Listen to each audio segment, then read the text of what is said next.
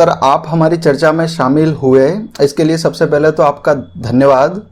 और जय जगन्नाथ के साथ सबसे पहले मेरी ये जानने में रुचि है कि सुप्रीम कोर्ट ने पहले जगन्नाथपुरी की रथ यात्रा पर रोक लगा दी थी, लेकिन अब आप सबके प्रयासों के कारण कुछ शर्तों के साथ सुप्रीम कोर्ट को अनुमति देनी पड़ी है।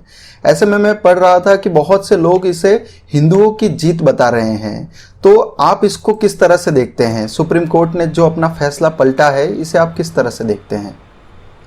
अभिषेक, देखिए ऐसा है, ये तो हिंदुओं की जीत है, लेकिन ये जीत बता दो जो भगवान जगन्नाथ के जो भक्त थे, जो उनके मतलब कि भक्त जो उनके लिए मतलब कि उनके प्रति समर्पित हैं, ये उनकी जीत, उनकी श्रद्धा का परिणाम है कि सुप्रीम कोर्ट ने, देखिए जो सुप्रीम कोर्ट का फैसला पहली बार 18 तारीख को आया था, 18 जून को आया था, और सुप्रीम कोर्ट ने कंप्लीटली बैन कर दिया कि रथ यात्रा नहीं होगी।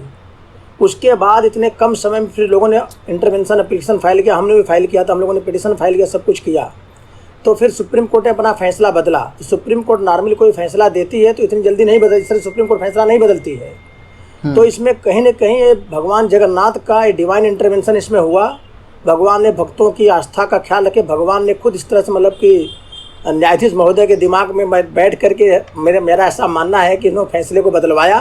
हम लोगों ने प्रयास किया, हम लोग तो एक माध्यम बने करने वाले सब जगन्नाथ भगवान हैं।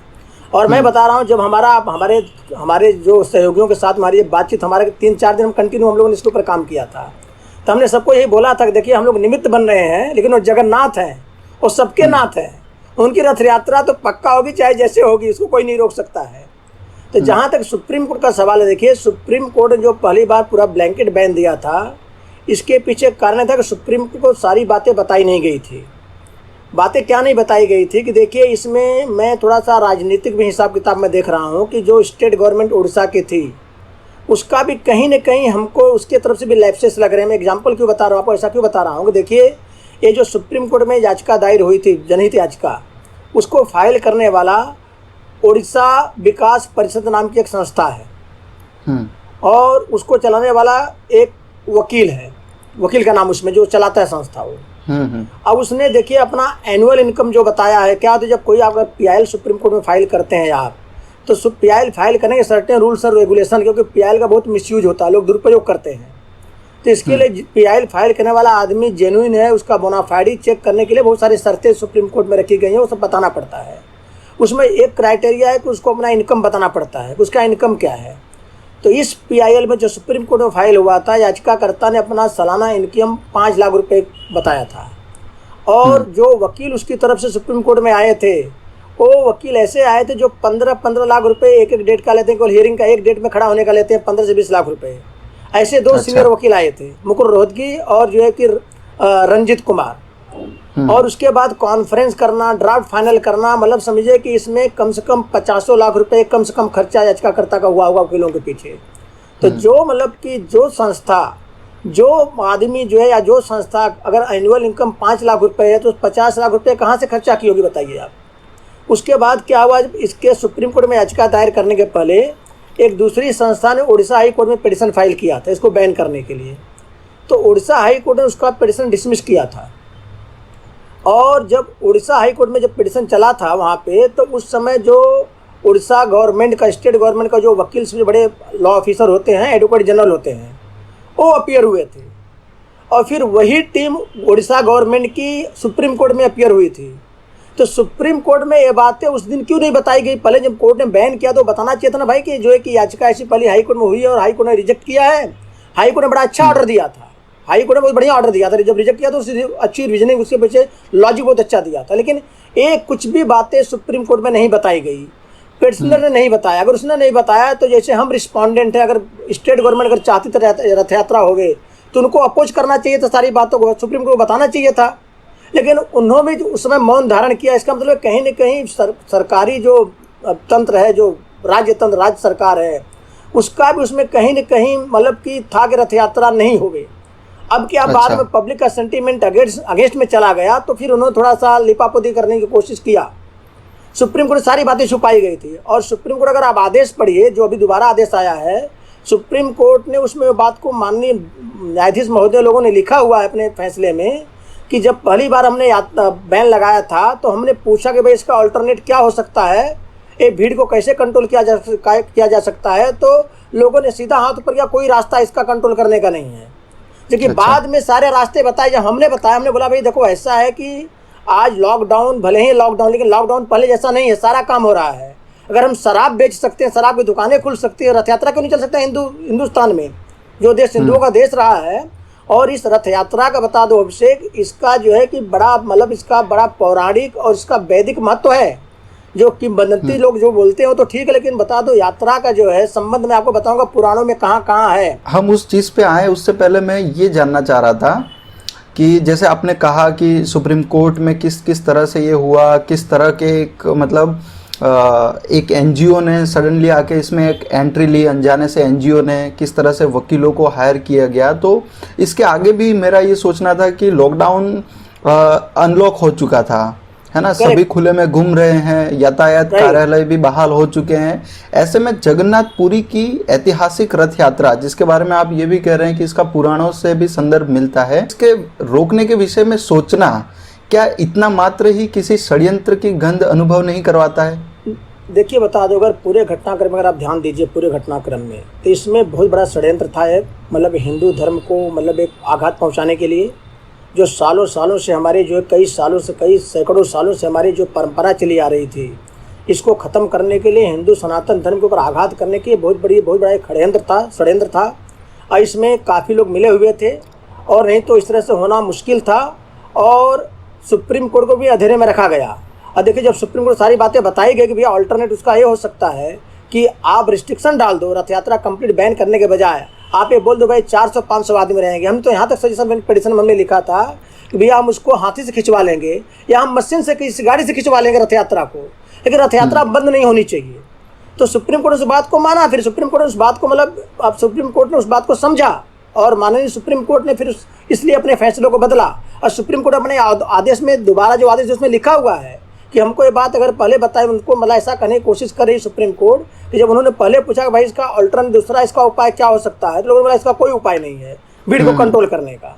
तो मतलब ये सब बातें सुप्रीम कोर्ट से जान के जब छुपाई गई, उनका कोई प्लान नहीं किया गया, सुप्रीम कोर्ट सही ढंग से सुप्रीम कोर्ट के सामने इस तथ्य को रखा नहीं गया, तथ्य को कि रथ यात्रा मतलब कंट्रोल करके कम भीड़ में भी कैसे लेके जा सकते, इसका और दूसरा उपाय क्या निकाल सकते हैं, ये बताने के बजाय लोगों ने सीधा हाथ ऊपर कर, कोई दूसरा कोई विकल्प नहीं है, इसको सुप्रीम कोर्ट ने बैन कर दिया। अच्छा, तो जब सुप्रीम कोर्ट सारी बातें बताई, सुप्रीम कोर्ट फिर अलाउ किया। तो कहीं ना कहीं इसमें देखिए षड्यंत्र बहुत बड़ा इसमें है।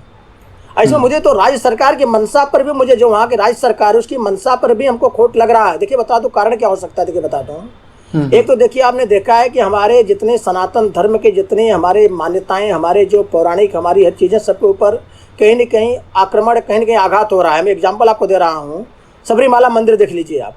सबरीमाला मंदिर में जो अयप्पा मंदिर है, उसमें स्त्रियों को प्रवेश कराने के लिए हमारी जो परंपरा है कि नैष्ठिक ब्रह्मचारी अयप्पा भगवान हैं, उसको भंग करने के लिए जो एसोसिएशन ने वहाँ पिटिशन फाइल किया था, उसमें देखो तो बहुत सारे क्रिश्चियन लोग उसमें हैं जिनका हिंदू धर्म से कहीं से कोई लेना देना नहीं है। तो नए नए लोग खड़े होकर के एक मतलब कि ऐसा षड्यंत्र रच के हिंदू धर्म को मतलब आघात पहुंचाने के लिए ऐसे कर रहे हैं लोग। और उसमें हमको बड़ा ध्यान देना पड़ेगा। और कई बार कोर्ट भी, न्यायपालिका भी क्या होती है, उनके सामने सही तथ्य नहीं रखे जाते हैं, तो उसमें क्या न्यायपालिका भी थोड़ा सा कई बार गुमराह हो जाती है। जजेज जो होते हैं, देखो जजेज बहुत सारे जजेज ऐसे हैं जिनको कि हिंदू धर्म शास्त्र का या वैदिक चीज़ों का उतना ज्ञान नहीं, उनकी पढ़ाई लिखाई, उनकी परवरिश ऐसे माहौल में हुई है कि वो जो है कि ये चीज़ों का उनको उतना ज्ञान नहीं है। तो जब तक उनको बताएंगे लोग ने, कैसे मालूम पड़ेगा उनको। कई बार हमारे वकीलों में जो हमारे वकील रिप्रेजेंट वहाँ करते हैं, उनकी भी कमियाँ होती, नहीं बता पाते हैं। जैसे मैं कल बता, जैसे कल हियरिंग हो रही थी सुप्रीम कोर्ट में, तो जो याचिकाकर्ता का जो वकील था जिसने बैन करवाया था, रंजीत कुमार, सुप्रीम कोर्ट के सामने ये बताने की कोशिश किया कि यात्रा 10 दिन तक चलती है, 10 से 12 दिन तक चलती है। 10-12 दिन अगर 10 लाख 12 लाख लोग अगर रहेंगे तो कितना बड़ा कोरोना का खतरा हो सकता है। तो अब इसने वहाँ किसी ने उसको बताने की कोशिश नहीं किया कि भाई रथ यात्रा 10 या 12 दिन नहीं चलती है, रथ यात्रा केवल 2 दिन होती है। पहले दिन भगवान जो है जगन्नाथ, बलदाऊ जी और सुभद्रा जी, ये सब रथ में चढ़ के अपनी मौसी के घर जाते हैं, 9 दिन वहाँ रहते हैं, फिर दूसरे दिन 9 दिन के बाद रिटर्न होकर के आते हैं। तो रथ यात्रा बेसिकली 2 दिन होती है, पहले दिन और जो भी रिटर्न होकर आते हैं तब होती है। तो अगर जो इसमें कितना बड़ा फर्क है, सुप्रीम कोर्ट अगर ये बता दो कि 12 दिन तक 10 से 12 लाख लोग वहां पे रोज रहेंगे, जमा रहेंगे, तो उसका कितना दिमाग में सुप्रीम कोर्ट गलत असर जाएगा। लेकिन जब हकीकत ऐसा केवल 2 दिन की बात है, 2 दिन की बात है, तो कहीं न कहीं सारे तत्व को छुपा करके आप जैसे शनि सिंगणापुर मंदिर का इशू देख लीजिए आप, हमारा जो था महाराष्ट्र में, वहाँ भी नारी का, औरतों का, स्त्री का वहाँ प्रवेश वर्जित है। उसके पीछे बता दो हमारा पौराणिक कारण है, उस साइंटिफिक कारण क्यों वर्जित है कि शनि महाराज भी एक तरह से ब्रह्मचारी का जीवन जिए हैं, तो उनके यहाँ औरतों को उनको स्पर्श करना बड़ा उसका पाप गलत बताया जाता है ब्रह्मचारी होने की वजह से। तो वहां पर भी देखिए लोगों ने पिटीशन फाइल किया, जो लेडी ने पिटीशन फाइल किया था। आप त्र्यंबकेश्वर का मंदिर देख लीजिए, यहाँ पे नासिक में, आप वहाँ भी गर्भगृह में औरतों का प्रवेश वर्जित है, लेकिन उसके लिए पिटीशन फाइल हुआ था। तो कहीं ना कहीं सो कॉल जो पिटीशन फाइल करते हैं, इनका हिंदू धर्म से, हिंदू सनातन संस्कृति से इनका कोई लेना देना नहीं है। इनको अगर सनातन धर्म और संस्कृति के बारे में अगर पूछे, इनको ABCD पता नहीं है, लेकिन इनको सत्यानाश करने के लिए, हमको आघात पहुंचाने के लिए, एक जो सनातन धर्म के विरोध में जो लोग काम कर रहे हैं उनके साथ मिल करके, हो सकता है इनको फंडिंग भी मिलती होगी, इसके लिए इनको पैसा भी मिलता होगा। तो ये क्या है, इस तरह का षड्यंत्र में भागी होकर के ऐसा इस तरह से काम करते हैं। उसी तरह का एक पिटीशन सुप्रीम कोर्ट में ही फाइल हुआ था। ये षड्यंत्र का बहुत बड़ा एक खेल था, एक हिस्सा था। हाँ, जैसे हम दैनिक जीवन में भी अनुभव करते हैं कि हम होटलों में बहुत सारा खाना बिगाड़ देते हैं, शादियों में कितना ही खाना वेस्ट हो जाता है, बच्चे एक थालियों में लेके, लेकिन एक पानी वाला दूध अगर कोई भगवान शिवजी पे के शिवलिंग पे चढ़ाने की बात करता है तो उसको एक मुद्दा बनाया जाता है। तो कहीं ना कहीं हर तरह से मतलब सनातन संस्कृति के जो परंपराएं हैं, जो रिचुअल्स हैं, इन पर आघात करने का समय समय पर प्रयत्न होता आया है, ये हम भी अनुभव करते हैं। तो सर मेरा ये जानना था कि क्यों जरूरी है कि रथ यात्रा होनी ही चाहिए। कई लोग इसमें कह रहे हैं कि भाई इस साल रथ यात्रा रोक देते तो क्या बड़ी बात है, अगले साल धाम धूम से और करते हम, तो क्यों जरूरी था रथ यात्रा का? मैं आपको बता रहा हूँ, हमारे हिंदुस्तान में क्या विश्व में जितने मंदिर हैं, बता पूरी दुनिया की बात मैं करता हूँ, उसमें भगवान जगन्नाथ का जो मंदिर है, ये सबसे चमत्कारी, सबसे रहस्यपूर्ण मंदिर है। इसका अगर पौराणिक कथाएं इसकी देखिए, यहाँ की जो मान्यताएं देखिए, यहाँ पे जो चमत्कार होते हैं, तो यहाँ पे देखिए जगन्नाथ मतलब क्या, पार ब्रह्म परमेश्वर भगवान श्री हरि, उनको जगन्नाथ भगवान श्री हरि बोलिए, भगवान कृष्ण बोलिए, भगवान राम बोलिए, सब एक ही हैं। ये जो है कि इनका यहाँ पे जगन्नाथ है। और इनका बता दो आपको, रथ यात्रा क्यों नहीं रुकनी? अगर ये रथ यात्रा रुक गई होती तो देश में, मेरा ऐसा मानना है, हमारा ही नहीं, हम देखे क्या है, इस मैटर के लिए बहुत सारे हमारे जो देश के हमारे माने जाने जो महात्मा संत हैं, जो मतलब बैरागी संत हैं, जिनका के मतलब वेदों शास्त्रों पर कमान जिनका है, जो बड़ा बाल ब्रह्मचारी का जीवन जी रहे हैं, आज दिन स्वाध्याय कर रहे हैं, ऐसे संतों से भी मैंने कांटेक्ट किया था। और हमारा भी ऐसा और उनका भी ऐसा मानना था, अगर रथ यात्रा रुक जाएगी तो हमारे देश में कोई बहुत बड़ी दैवी विपदा आ सकती है। देखिए क्या होता है, भगवान जगन्नाथ का आपने सुना होगा कि हर 12 या 13 वर्ष में उनकी मूर्ति की प्राण प्रतिष्ठा होती है। वो क्या होता है, मूर्ति को मतलब जैसे एक मनुष्य का दाह संस्कार जैसे किया जाता है, 13वां संस्कार किया जाता है, उनका संस्कार होता है। फिर मूर्ति में प्राण प्रतिष्ठा होती है, उसका बड़ा चमत्कारिक हिसाब किताब। देखो सब बातें ऐसे कर रहे हैं, वो सब बताने को डिटेल में जाऊंगा तो घंटों प्रवचन करने का विषय है, आप समझे ना। एक इंटरव्यू पे सब बताना इतना आसान नहीं होगा। अगर उस कथा में मैं जाऊंगा, डीप में जाऊंगा तो तो मतलब ये इसका रहस्य। अगर वो पीरियड आने के पहले अगर यात्रा अगर रुक जाती, मैं बता रहा हूँ, अयोध्या में एक स्वामी राघवाचार्य महाराज करके बाल ब्रह्मचारी हैं, उनको यूट्यूब पे कहीं आगे देखोगे आप, राघवाचार्य महाराज, तो आपको आएगा। उनको बता दो, उनको वेद शास्त्र उनको कंठस्थ याद है उनको बता, इतना बड़ा उनका प्रकांड विद्वान है। मैंने उनसे भी बात करने की कोशिश किया तो उनका ऐसा मानना था कि अगर ये रथ यात्रा रुक गई तो ये प्राण प्रतिष्ठा, जो मूर्ति की प्राण, जो मूर्ति अंदर जो प्राण प्रतिष्ठा होती है ना, मूर्ति का प्राण प्रतिष्ठा भंग मानी जाएगी। और अगर जो 12-13 साल में जो एक बार प्राण प्रतिष्ठा होती है, उसके बीच में अगर ऐसा कुछ घटना घट गई तो बहुत बड़ी आपदा का, दैवी आपदा का कारण बन सकता है। इसको रोका नहीं जा सकता था, इसको मतलब रोकना बहुत बड़ा अनर्थ का कारण बनता है। और तो इसलिए इसका होना बहुत जरूरी था। अच्छा। और कहीं न कहीं देखिए इसमें डिवाइन इंटरवेंशन रहा है, नहीं तो इतनी जल्दी सुप्रीम कोर्ट फैसले इतनी जल्दी नहीं बदलते हैं। सुप्रीम कोर्ट ने कल बड़े आसानी सारी बातों को एक्सेप्ट करके कंडीशनल मतलब कि कुछ शर्तों के साथ में अलाउ किया। और आपने देखा, आज टीवी में देखा भी होगा कि रथ यात्रा अच्छे ढंग से निकली, सब कुछ हुआ। तो सर मैं मतलब आप चूँकि वकालत से भी जुड़े हैं और इसके साथ साथ आपको हमारे वेद पुराणों का भी आप अध्ययन कर रहे हैं, तो मैं आपसे, हमारे काफ़ी जो दर्शक हैं वे जानना चाह रहे थे कि भगवान जगन्नाथ जो हैं वे श्री कृष्ण के ही स्वरूप माने जाते हैं, तो ये कौन सी कहानी है जो भगवान श्री कृष्ण को भगवान जगन्नाथ के रूप में प्रतिष्ठित करती है? देखिए, मैं अभी आपको एक बहुत बड़ी बात बता रहा हूँ। कई बार देखिए हमारे शास्त्रों में बहुत सारी बातें लिखी होती हैं, तो उसको लोग तर्क पे कई बार लोगों को अज्ञानता का कारण होता है, तर्क पे उतरता नहीं है, तो लोग उसको बोलते हैं तो गलत लिखा गया है। जैसे मैं बता रहा हूँ आपको, जैसे आप देखिए तो भक्त प्रहलाद जो थे, भक्त प्रहलाद ने जो नाम जाप किया था, राम नाम का जाप किया था, राम नाम का उन्होंने जाप किया था। उन्होंने जब भगवान नाम का जो नाम लिया था ना, राम नाम का जाप किया था। अब भक्त प्रहलाद हुए थे सतयुग में, ठीक है। भगवान राम का अवतार त्रेता में हुआ है। तो अगर अब किसी को कहा जाए कि भक्त प्रहलाद राम का नाम जाप कर रहे थे, राम नाम जाप कर रहे थे, उनका जो उन्होंने भगवान नरसिंह भगवान प्रकट हुए तो राम नाम जाप कर रहे थे, वो भगवान राम के नाम जपते थे। तब किसी को अगर आज बोला जाए तो लोग तुरंत तर्क देंगे, जो आदमी बोले आपकी बातें झूठ है कि भगवान राम तो त्रेता में हुए हैं, भक्त प्रहलाद सतयुग में हुए हैं, तो राम जब हुए तो राम का नाम का जाप कैसे कर रहे थे।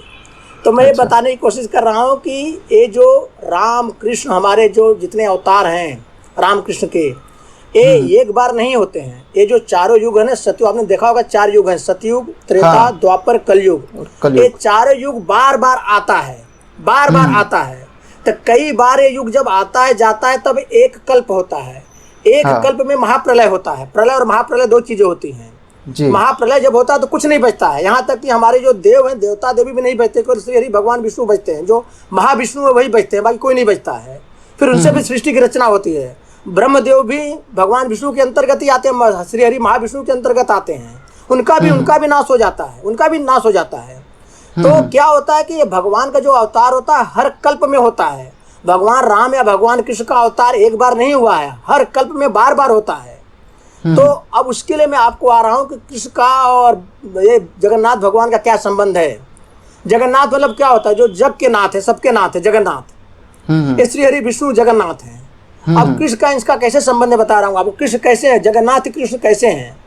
देखिए, ये जगन्नाथ भगवान का वर्णन हमारे पुराणों में, देखो मैं किंवदंती पे नहीं जा रहा हूँ, लोक कथाओं पे नहीं जा रहा हूँ, मैं पुराणों का प्रमाण दे रहा हूँ। भगवान जगन्नाथ के वर्णन जो है कि हमारे ब्रह्म पुराण में आया हुआ है, ब्रह्म पुराण में, पद्म पुराण में है, स्कंद पुराण में है और कपिल संहिता में है। मैं आपको अब ये तीनों चारों पुराणों का अगर प्रमाण वर्णन करने को जाऊंगा तो काफी समय जाएगा। तो मैं 4 आपको मैंने अपना वैदिक ग्रंथ मैंने बताया, पौराणिक ग्रंथ बताया, ब्रह्म पुराण, स्कंद पुराण, पद्म पुराण और जो है कि अपना ये कपिल संहिता।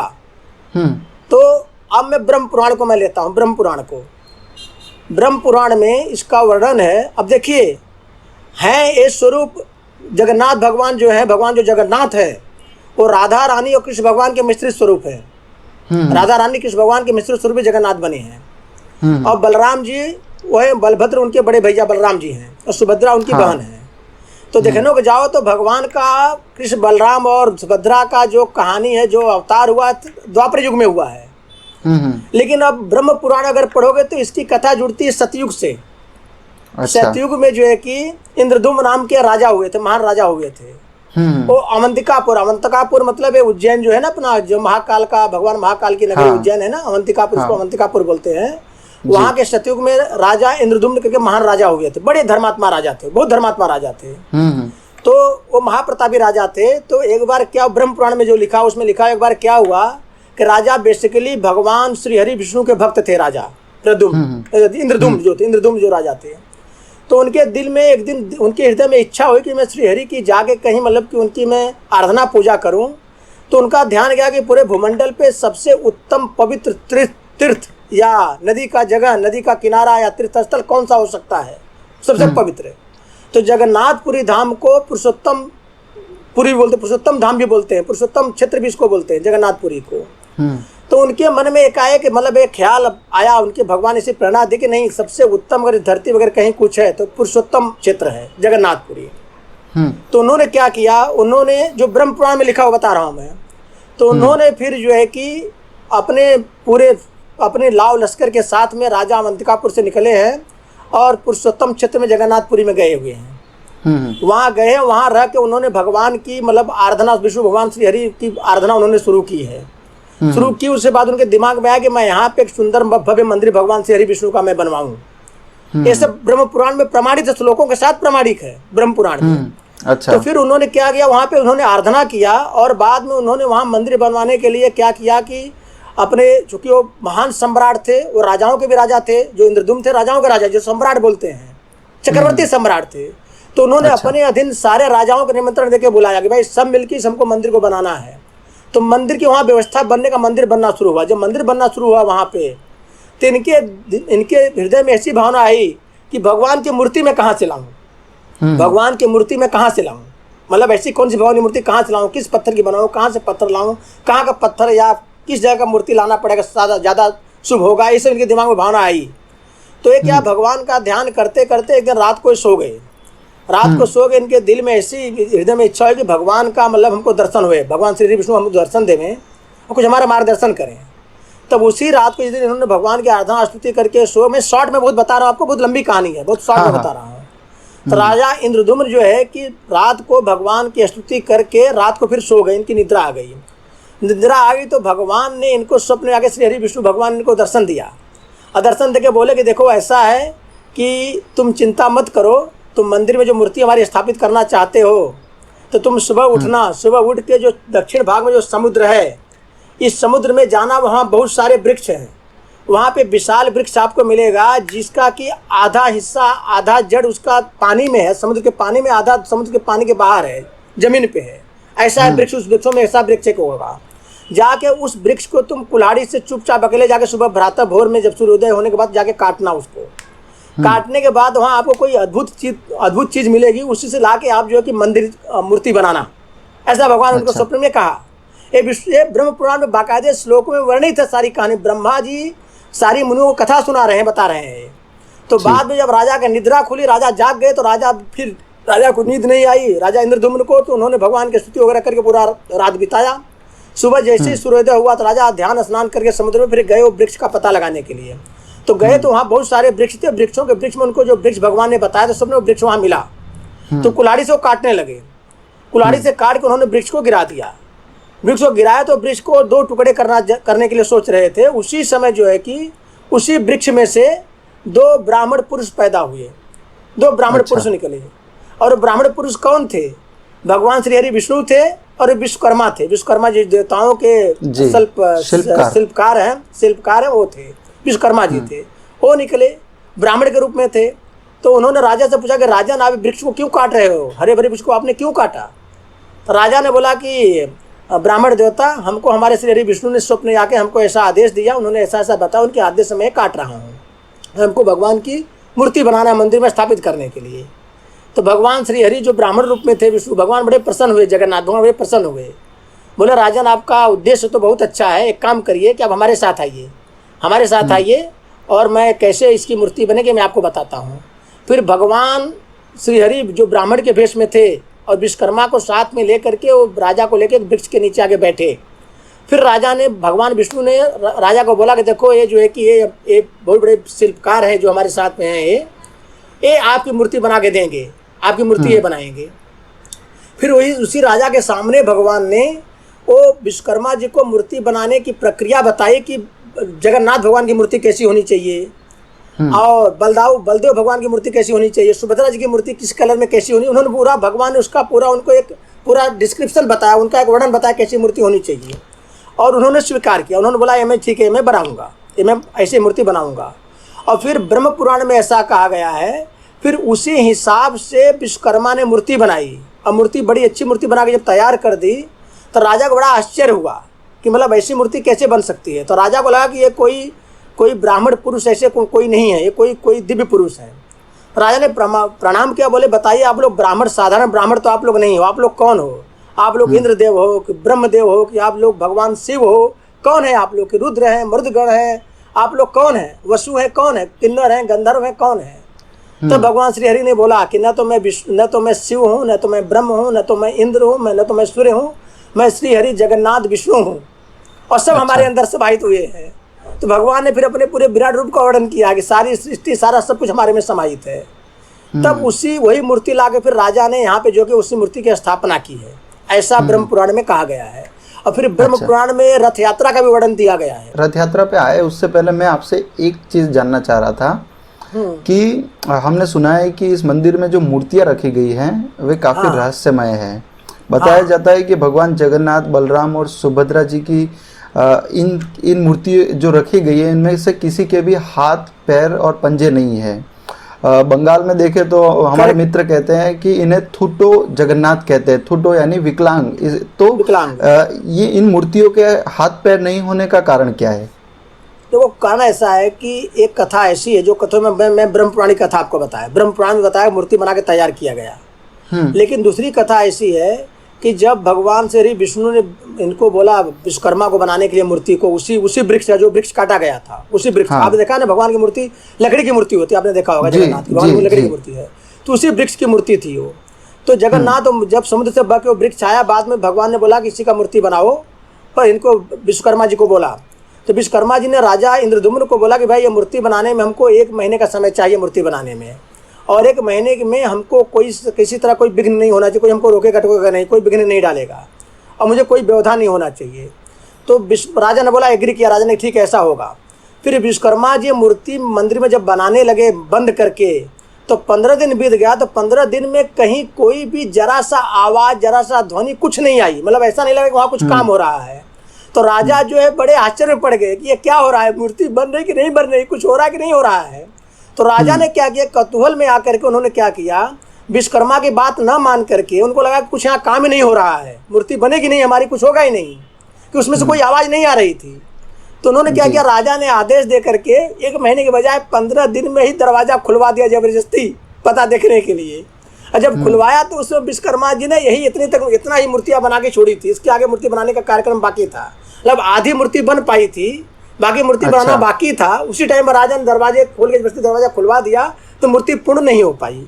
तो उसी मूर्ति को फिर स्थापित किया गया। ऐसा इसीलिए इनको, मतलब इनके हाथ पैर में जो आप देख रहे हैं ना, सब नहीं, उसका कारण यही है, इसके पीछे कहानी है। चलो मंदिर बन गया, इसके बाद रथ यात्रा निकालने की परंपरा कब से शुरू हुई? देखिए रथ यात्रा में देखो जो ब्रह्म पुराण में है, ब्रह्म पुराण में तो रथ यात्रा का वर्णन गुंडीचा यात्रा करके ब्रह्म पुराण में दिया गया है। ब्रह्म पुराण में हुआ क्या है, देखिए ऐसा मान्यता है कि भगवान जगन्नाथ भगवान के, बलदाऊ जी के, सुभद्रा देवी के स्नान का बड़ा शास्त्रों में बड़ा महत्व बताया गया है। इस स्नान का जो पूर्णिमा के, ज्येष्ठ पूर्णिमा के दिन जो स्नान होता है, वो स्नान का बड़ा महत्व माना जाता है। वहाँ पे एक कूप है, कूप मतलब कुआं। तो पूर्णिमा के दिन उस कुएं में सारे तीर्थों का जल आ जाता है, गंगा माता स्वयं उस कुएं में प्रकट होती हैं पूर्णिमा, ज्येष्ठ पूर्णिमा के दिन। उसी दिन इनको स्नान कराया जाता है, भक्त इनकी पूजा, स्नान, ध्यान, इनका दर्शन करते हैं। ऐसा कहा जाता है कि स्नान कराने में उस दिन उनको इतना स्नान कराया गया, भगवान को, सुभद्रा जी को, बलदाऊ जी को, सबको स्नान करते करते करते करते क्या हुआ कि इनको, मतलब कि भक्तों, भाई भगवान, आप अगर भक्त का भाव रहे तो भगवान को सर्दी भी होता है, जुकाम भी होता है, भगवान को ठंडी भी लगती है। भगवान को बता दो, हमारे पास कुछ ऐसी पुस्तकें हैं, आपने एक पुस्तक का नाम आपने सुना होगा, भक्तमाल, बहुत कम लोगों ने सुना होगा। भक्तमाल एक ऐसी पुस्तक है कि जिसका महत्व बता दूं, रामायण गीता जैसा उसका महत्व, जैसे रामायण का महत्व, जैसे गीता का महत्व, ऐसे भक्तमाल की पुस्तक है, धार्मिक पुस्तक है। जैसे रामायण की कथा होती है, राम कथा होती है ना, जैसे भागवत की कथा होती है, ऐसे भक्तमाल की भी कथा होती है। भक्तमाल मतलब भक्तों की माला, उसमें भक्तों का वर्णन है। तो भक्तों का उसमें ऐसा ऐसा रहस्यमय वर्णन है कि भक्तों के बस में होकर भगवान सारी लीलाएं करते हैं। भगवान बीमार होते हैं, भगवान को बुखार आता है, भगवान को दर्द होता है, भगवान डरते भी हैं, सब कुछ होता है भगवान को। और भक्त के अधीन क्या करता है भक्त। तो ऐसे भगवान भक्तों के अधीन हो गए। तो भगवान को इतना नहलाया गया उस दिन, पूर्णिमा के दिन, ज्येष्ठ पूर्णिमा को, भगवान को मतलब कि बीमार पड़ गए भगवान बीमार पड़ गए। तो उनको फिर बीमार पड़ने के बाद मतलब वो जाके सो गए हैं, और उनको करीब 15 दिन तक उनको काढ़ा और सब जो आयुर्वेद में जो दवाइयाँ बताई गई हैं हमारे जर बुखार ये सब के लिए, ठंडी के लिए, सर्दी जुकाम के लिए, वही भगवान को दिया गया है। तो 15 दिन तक भगवान को वो दिया गया है। तो भगवान जो है 15 दिन तक बाहर निकले नहीं किसी को दर्शन देने के लिए। तो उसके बाद जब 15 दिन पूरा जब भगवान ठीक हो गए हैं, तो भगवान ने अपने भक्तों को जो है कि दर्शन देने के लिए पूरे नगर की उन्होंने रथ यात्रा में, रथ में निकल के सबको दर्शन दिया है। तो वहाँ से रथ का यात्रा की शुरुआत हुई है। और रथ यात्रा फिर भगवान निकली। भगवान जो पहले दिन रथ यात्रा निकलती, भगवान नगर में सबको दर्शन देते हुए भगवान जगन्नाथ, बलदाऊ भैया, बलदाऊ जी और सुभद्रा जी जो उनकी बहन है देवी सुभद्रा, ये तीनों फिर अपने मौसी के घर जाते हैं। पास में उनके 3-4 किलोमीटर में उनके मौसी का मंदिर, वहाँ जाते हैं। तो रथ वहाँ लेके जाया जाता है। 9 या 10 दिन, 9 दिन शायद वहाँ रहते हैं। वहाँ रहने के बाद फिर भगवान को वहाँ से लाया जाता है, फिर मंदिर में जाके मेन विग्रह की मूर्ति को फिर मंदिर में स्थापित किया जाता है। तो रथ यात्रा के पीछे लॉजिक कहानी ये मतलब दी गई है। मैं एक पिछला इंटरव्यू कर रहा था, उसमें आयुर्वेद और कोरोना से एक एक्सपर्ट थे, उनसे मैं जब चर्चा कर रहा था तो उन्होंने मुझे इस बारे में अवगत कराया था कि जो ये आइसोलेशन की प्रक्रिया है 14-15 दिन की, ये सबसे पहले हमारे शास्त्रों से निकलती है कि भगवान जगन्नाथ को 14-15 दिन का क्वारंटाइन किया जाता है। उन्होंने एकदम सही बोला है, एकदम सही बोला है। वो 15 दिन भगवान क्वारंटाइन पूरा थे। वो मतलब उनको किसी से मिलना जुलना उनका नहीं था, उनको बस यही काढ़ा, उनकी दवाइयाँ, उनको ये सब दिया जा रहा था। तो 15 दिन में ठीक होने के बाद तब उन्होंने, क्योंकि 15 दिन तक लोगों ने उनका दर्शन नहीं किया था, तो भगवान स्वेच्छा से निकले, बोले चलो हम सबको दर्शन, उनका रथ निकाला, यात्रा निकाली गई, सब भगवान ने सबको दर्शन दिया है। तो जिन्होंने आपके जिन मित्र ने बात बताई, उन्होंने बहुत सही बात बताई है। इस सच में क्वारंटाइन तब से शुरू हुए, पहले से शुरू हुए हमारे। मैं आपको क्या बताया, मैं आपको बताया अभिषेक जी कि एक तो देखो हमारी अज्ञानता है, हमारी अज्ञानता है, हमारे क्या है धर्मों को इतना आघात हो चुका है। बता रहा हूँ कि हमारा जो आज का भी तो अच्छा है कि आप जैसे लोग आज बता दो, मुझे तो बड़ा, आप मेरे से थोड़ा छोटे होंगे, मुझे कई बार अफसोस होता है, आप जैसे लोग मिलते हैं ना तो मुझे बड़ा मतलब बड़ी उम्मीद मुझे जग जाती है, जो कि इस विषय में सोचते इतना करते हैं। हमारा जो हिंदू समाज में जो हमारी नई पीढ़ी है वो बिल्कुल अनभिज्ञ हो गई है। तो आप जैसे लोग आगे आए, क्या तो मालूम है कैसा, देखे क्या होता है। भगवान श्री कृष्ण ने गीता में कहा है कि समाज में जो बड़े लोग जो काम करते हैं ना, बाकी उसका अनुकरण करते हैं। आप समझे ना। तो क्या होता है, कलयुग में ऐसा हो गया कि सो कॉल्ड जो बड़े लोग हैं वो सब अधर्मी हो गए हैं। आप समझे कि नहीं समझे, अधर हर क्षेत्र में अधर्म फैल गया है। तो अब क्या होता है, आज के समाज में शास्त्रों की बात करना, इसके और पुराणों की बात करना, कई बार लोग अपने लिए मालूम है पिछड़ापन महसूस करते हैं, जबकि ये गलत है। उसको आगे ला के आगे आप जैसे लोगों को आगे इस भ्रम को तोड़ना पड़ेगा। देखिए जब कोई पढ़ा लिखा आदमी आएगा, इस बातों की बात करेगा, उसको समझेगा, तो बाकी लोगों को प्रेरणा मिलेगी। जैसे मैं आपको एग्जाम्पल दे रहा हूँ, अब मार्कंडेय काटजू ने जो इंटरव्यू दिया था भगवान राम के ऊपर, मार्कंडेय काटजू सुप्रीम कोर्ट का रिटायर्ड जज है। आप भी बता दो, यूट्यूब पे आप जाना, केवल इतना यूट्यूब पे डालिए कि justice Markandey Katju on Ram temple, ऐसा करके आप डालिए। तो वो आदमी, वो फ्रॉड में उसको बोलता हूँ, वो आदमी इतना झूठा है, इतने मतलब कि गट्स के साथ में, इतनी दृढ़ता के साथ में बोल रहा है। मालूम है क्या बोलता है उसने, कि वाल्मीकि रामायण संस्कृत में लोग गधे हैं, पढ़े नहीं हैं। जो इंटरव्यू लिया तो उसको बोला है तुम्हारे मीडिया वाले भी सब गधे हैं, पढ़े लिखे नहीं हैं, वाल्मीकि रामायण की संस्कृत जिसको आती नहीं है। मैंने वाल्मीकि रामायण पढ़ी है, कहीं भी उनको भगवान नहीं बताया गया है, केवल इंसान बताया गया, राजकुमार बताया, राजा बताया गया। राजा थे, एक मनुष्य थे, मनुष्य का कहीं मंदिर बनता है, ये सब मूर्खता है। वाल्मीकि रामायण लिखने के 2000 साल बाद तुलसीदास ने रामचरितमानस लिखा, वहां पे उनको भगवान बता दिया गया, भगवान नहीं थे वो। अब बताइए, अगर वो इंटरव्यू हमारे हिंदू समाज का कोई लड़का देखेगा जो पढ़ा लिखा, जो वेद शास्त्रों को नहीं जानता, भले ही पढ़ा लिखा है, वो लंदन अमेरिका सब जगह पढ़ के आया, साइंस पढ़ के आया है, लेकिन जिसको अगर वाल्मीकि रामायण का ज्ञान है, हमारे शास्त्रों का ज्ञान नहीं है, अगर वो इंटरव्यू पढ़ेगा, बोलेगा ओ अरे यार सुप्रीम कोर्ट का जज ऐसा बोला, देखो कैसा बोला, वाल्मीकि रामायण पढ़ा है। तो यार हम भोगड़ में हमारे राम नाम हम जपते हैं, मंत्र जपते हैं, राम की पूजा करते हैं, हमारे पापा हमारे दादा राम नाम तो मूर्ख है, हमारे हमको आपको सबको मूर्ख मानेगा, वो मानेगा कि नहीं मानेगा।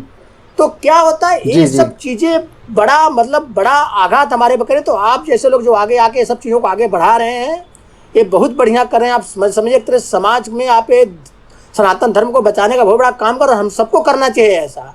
तो हमारे कहने का मतलब ऐसा है, देखिए क्या होता है कि हमारे शास्त्रों में सब कुछ है। हम जो मालूम है विदेशों में जिसका जो आप बताओ, जैसे आज जो साइंस की बात होती है, हमारे शास्त्रों में साइंस की बातें कई गुना ज़्यादा लिखी गई हैं, जो कि आज साइंस वहाँ तक अभी उसका 1/4 भी नहीं पहुँच पाई है साइंस। एरोप्लेन की हम बात करते हैं, एरोप्लेन की रचना सबसे पहले भरद्वाज मुनि ने की थी एरोप्लेन की। हमारे शास्त्रों में सबका प्रमाण है, सबका, लेकिन क्या है हम अनभिज्ञ हो गए, हम उसको नहीं मानते, और हमारे से लोग नकल करके कॉपी करके।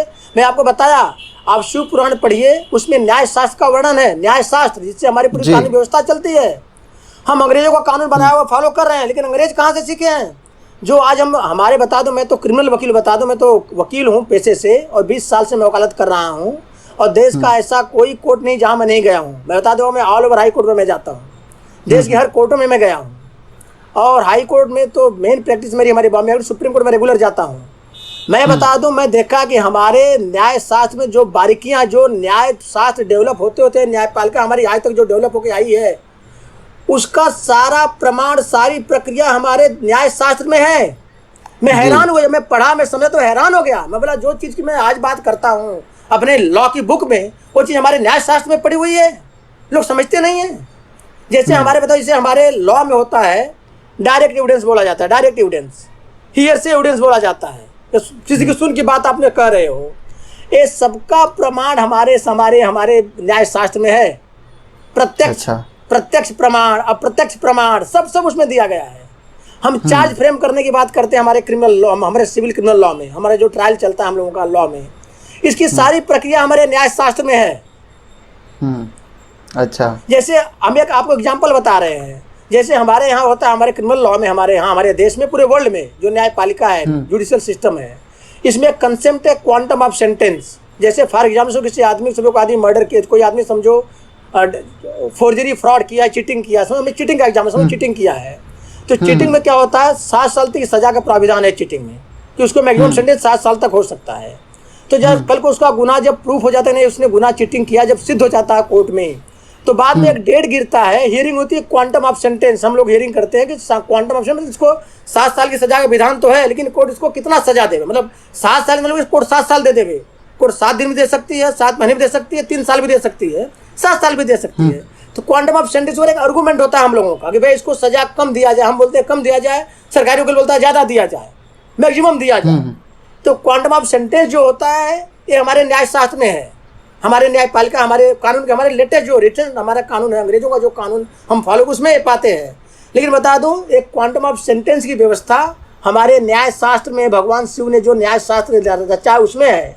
भगवान शिव ने न्याय शास्त्र सबसे पहले भगवान इनको गौतम ऋषि को दिया था। गौतम ऋषि को, गौतम ऋषि की जो पत्नी अहिल्या है, जब उन्होंने इंद्र के साथ संबंध रखा, इंद्र ने उनके साथ धोखा किया। कई जगह लिखा है धोखा किया, लेकिन वाल्मीकि रामायण में लिखा है धोखा नहीं किया है। अहिल्या ने जानबूझ के इंद्र का संबंध स्वीकार किया, ऐसा वाल्मीकि रामायण में सीधा प्रमाण लिखा हुआ है। मैं वाल्मीकि रामायण पढ़ा हूं तो बता रहा हूँ आपको। लेकिन जब महर्षि गौतम को मालूम पड़ा तो उन्होंने उनको पत्थर हो जाने का श्राप दे दिया। तो उस समय जो है कि भगवान शिव आए हैं, उन्होंने गौतम ऋषि को बहुत, मतलब कि बहुत खरी खोटी सुनाई है। बोली है कि तुमने न्याय शास्त्र मैंने तुमको दिया, लेकिन न्याय शास्त्र तुम धरती पे सबको पालन करवाने वाले थे, उसका प्रसार करने वाले थे, तुमने खुद न्याय शास्त्र का पालन नहीं किया। गौतम ऋषि ने बोला कि प्रभु मैंने क्या गलती कर दिया। बोले आपने अपनी पत्नी को जो श्राप दिया है ना, जो आपने दंड दिया उसको पत्थर हो जाने का, आपने उसके अपराध के अनुपात से ज्यादा आपने उसको दंडित कर दिया है। आपका जो दंड है ज्यादा कठोर है उसके अपराध की अपेक्षा। मतलब जो क्वांटम ऑफ सेंटेंस हम बोलते हैं ना, तो क्वांटम सेंटेंस में जो न्यायपालिका में, न्याय में ये 7 साल की सजा का विधान समझो है चीटिंग के केस में, तो कोर्ट अब 3 साल देवे, 7 महीने देवे कि 7 साल देवे, तो कोर्ट को बहुत सारी स्थितियों को परिस्थितियों को ध्यान में रखना पड़ता है कि किस परिस्थिति में आदमी अपराध किया है। तो मतलब अगर आपने परिस्थिति को ध्यान में रखे, अगर आपने आप दंडित कर दिया ज्यादा, तो न्याय का उल्लंघन होता है। बताइए वहां पे ये बातें मिली है न्याय शास्त्र, हमारे शिव पुराण में, हमारे न्याय शास्त्र में मिली हुई है बातें, और आज हम लोग फॉलो करते हैं, अंग्रेजों से लेकर फॉलो करते हैं। तो हम ये कहना चाहते हैं कि जो आपके मित्र ने बातें बताई कि क्वारंटाइन वहां से शुरू, उन्होंने एकदम 100% ये बातें सही कही है। इसमें कोई भी 1% भी इसमें कोई गलत नहीं है, उन्होंने एकदम सत्य बातें कही है। जी, हमारे चैनल का भी यही सर प्रयास है कि हम हमारे जो हिंदू शास्त्र हैं, हिंदू इतिहास है, हिंदू जो पौराणिक कथाएं हैं, इन सबको लोगों के सामने लाए ताकि आज की जो युवा पीढ़ी है इसको आसान भाषा में समझ सके। हमारा हमेशा प्रयास रहता है कि हम सारी चीज़ें पुराणों से, वेदों से कोट करें। और सर ये आगे मैं ये जानना चाह रहा था कि जिस तरह से हमने अक्सर सुना है कि हमारे जो हिंदू मंदिर है ये सब बने, फिर एक ऐसा समय आया जहां हमारे बौद्धिक तरीके से हिंदू विचारों पर आघात हो रहा है, लेकिन वो एक दौर ऐसा भी था जहां सीधे सीधे हमारे हिंदू मंदिरों को तोड़ा जाना शुरू हो गया। एक बड़ी संख्या में लोगों का धर्म परिवर्तन कराया गया। तो हमने सुना है 2 से 3 बार भगवान जगन्नाथ का जो मंदिर है इस पर भी कई आक्रांताओं ने आके आक्रमण किया था। देखिए ऐसा है कि जगन्नाथ मंदिर में भी जो मुगल आक्रांता थे, मुगल शासक जो थे, जो इस्लाम को प्रचार करने के धुन में हमारे सारे हिंदू देवी देवताओं, सारे मूर्तियों को तोड़ रहे थे, पूरा उन्होंने मतलब कि तबाही मचा दिया था। तो उसमें एक शासक था, उसका नाम था फिरोज शाह तुगलक। अच्छा। फिरोज शाह तुगलक उसने जो है कि 1360 में 1360 ईस्वी में जगन्नाथ मंदिर को उसने आक्रमण किया था। और उस पीरियड में कई बार मूर्तियों को वहां से हटाया भी गया, कई बार बचाने के लिए। क्या मूर्तियों का ऐसा मान्यता, अगर अगर जो म्लेच्छ जो मुगल थे उनको म्लेच्छ माना जाता था, तो म्लेच्छ ने अगर मूर्तियों का स्पर्श भी कर दिया तो मूर्ति जो है कि वो खंडित हो मानी जाती है।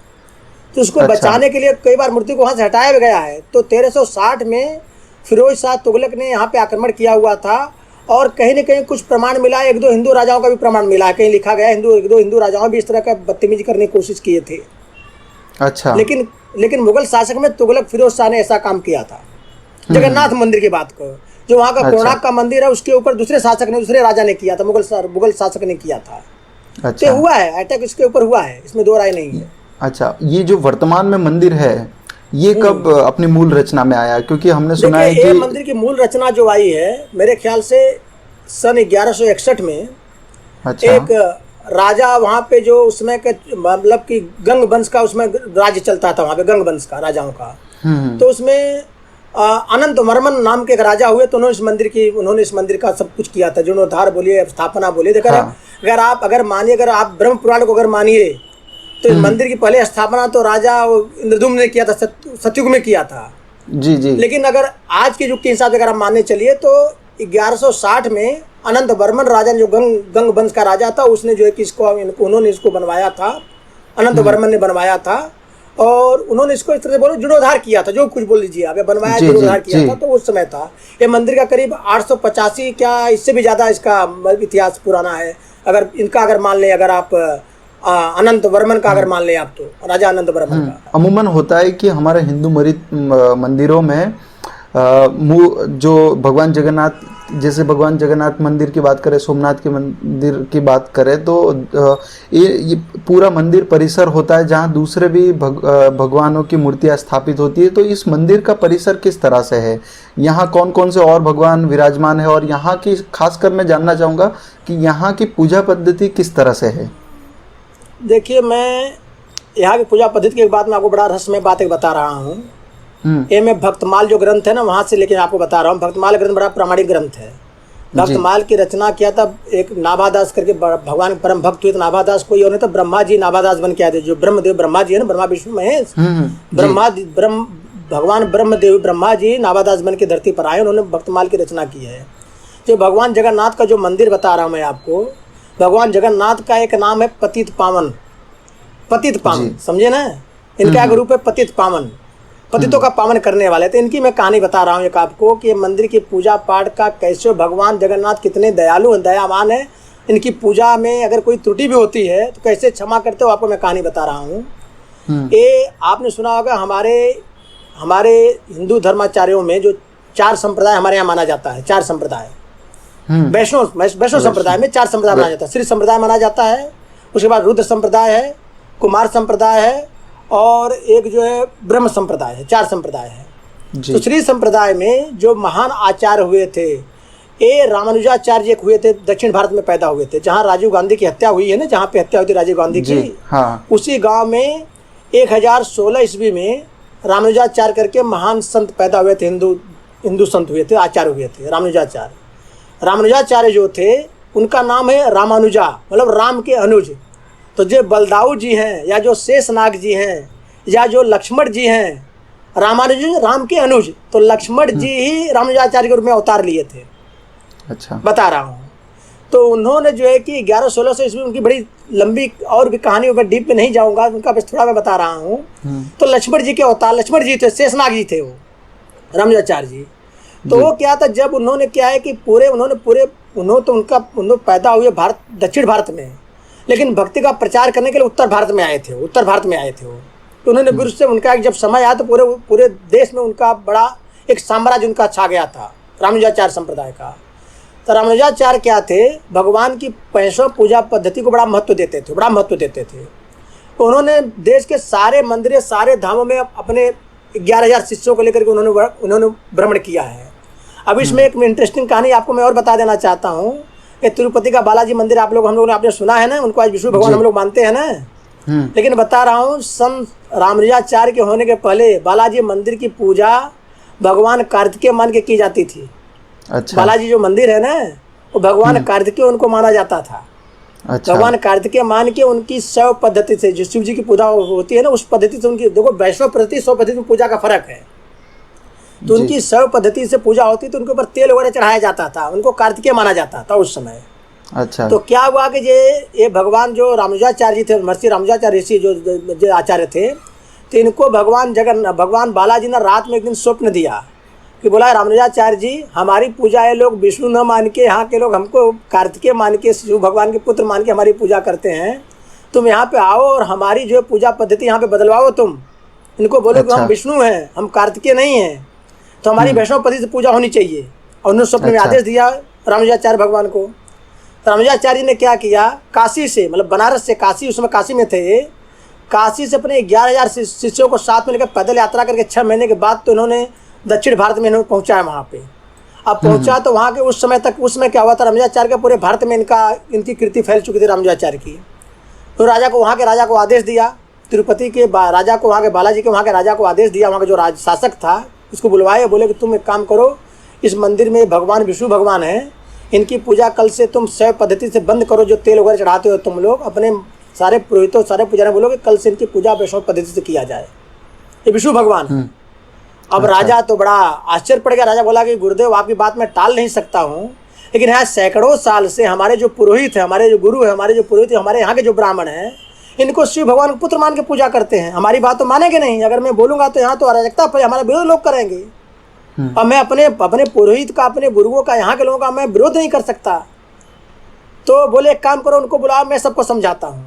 फिर रामानुजाचार्य ने सबको बुलवाया, तो रामानुजाचार्य ने प्रस्ताव रखा, भैया विष्णु भगवान है, इनकी पूजा इनकी पद्धति, इनकी पूजा जो है कि आप जो है कि वैष्णव पद्धति से करिए, विष्णु भगवान है, आज से इनको तेल वगैरह चढ़ाना सब बंद करिए, इनकी पूजा ऐसी होनी चाहिए।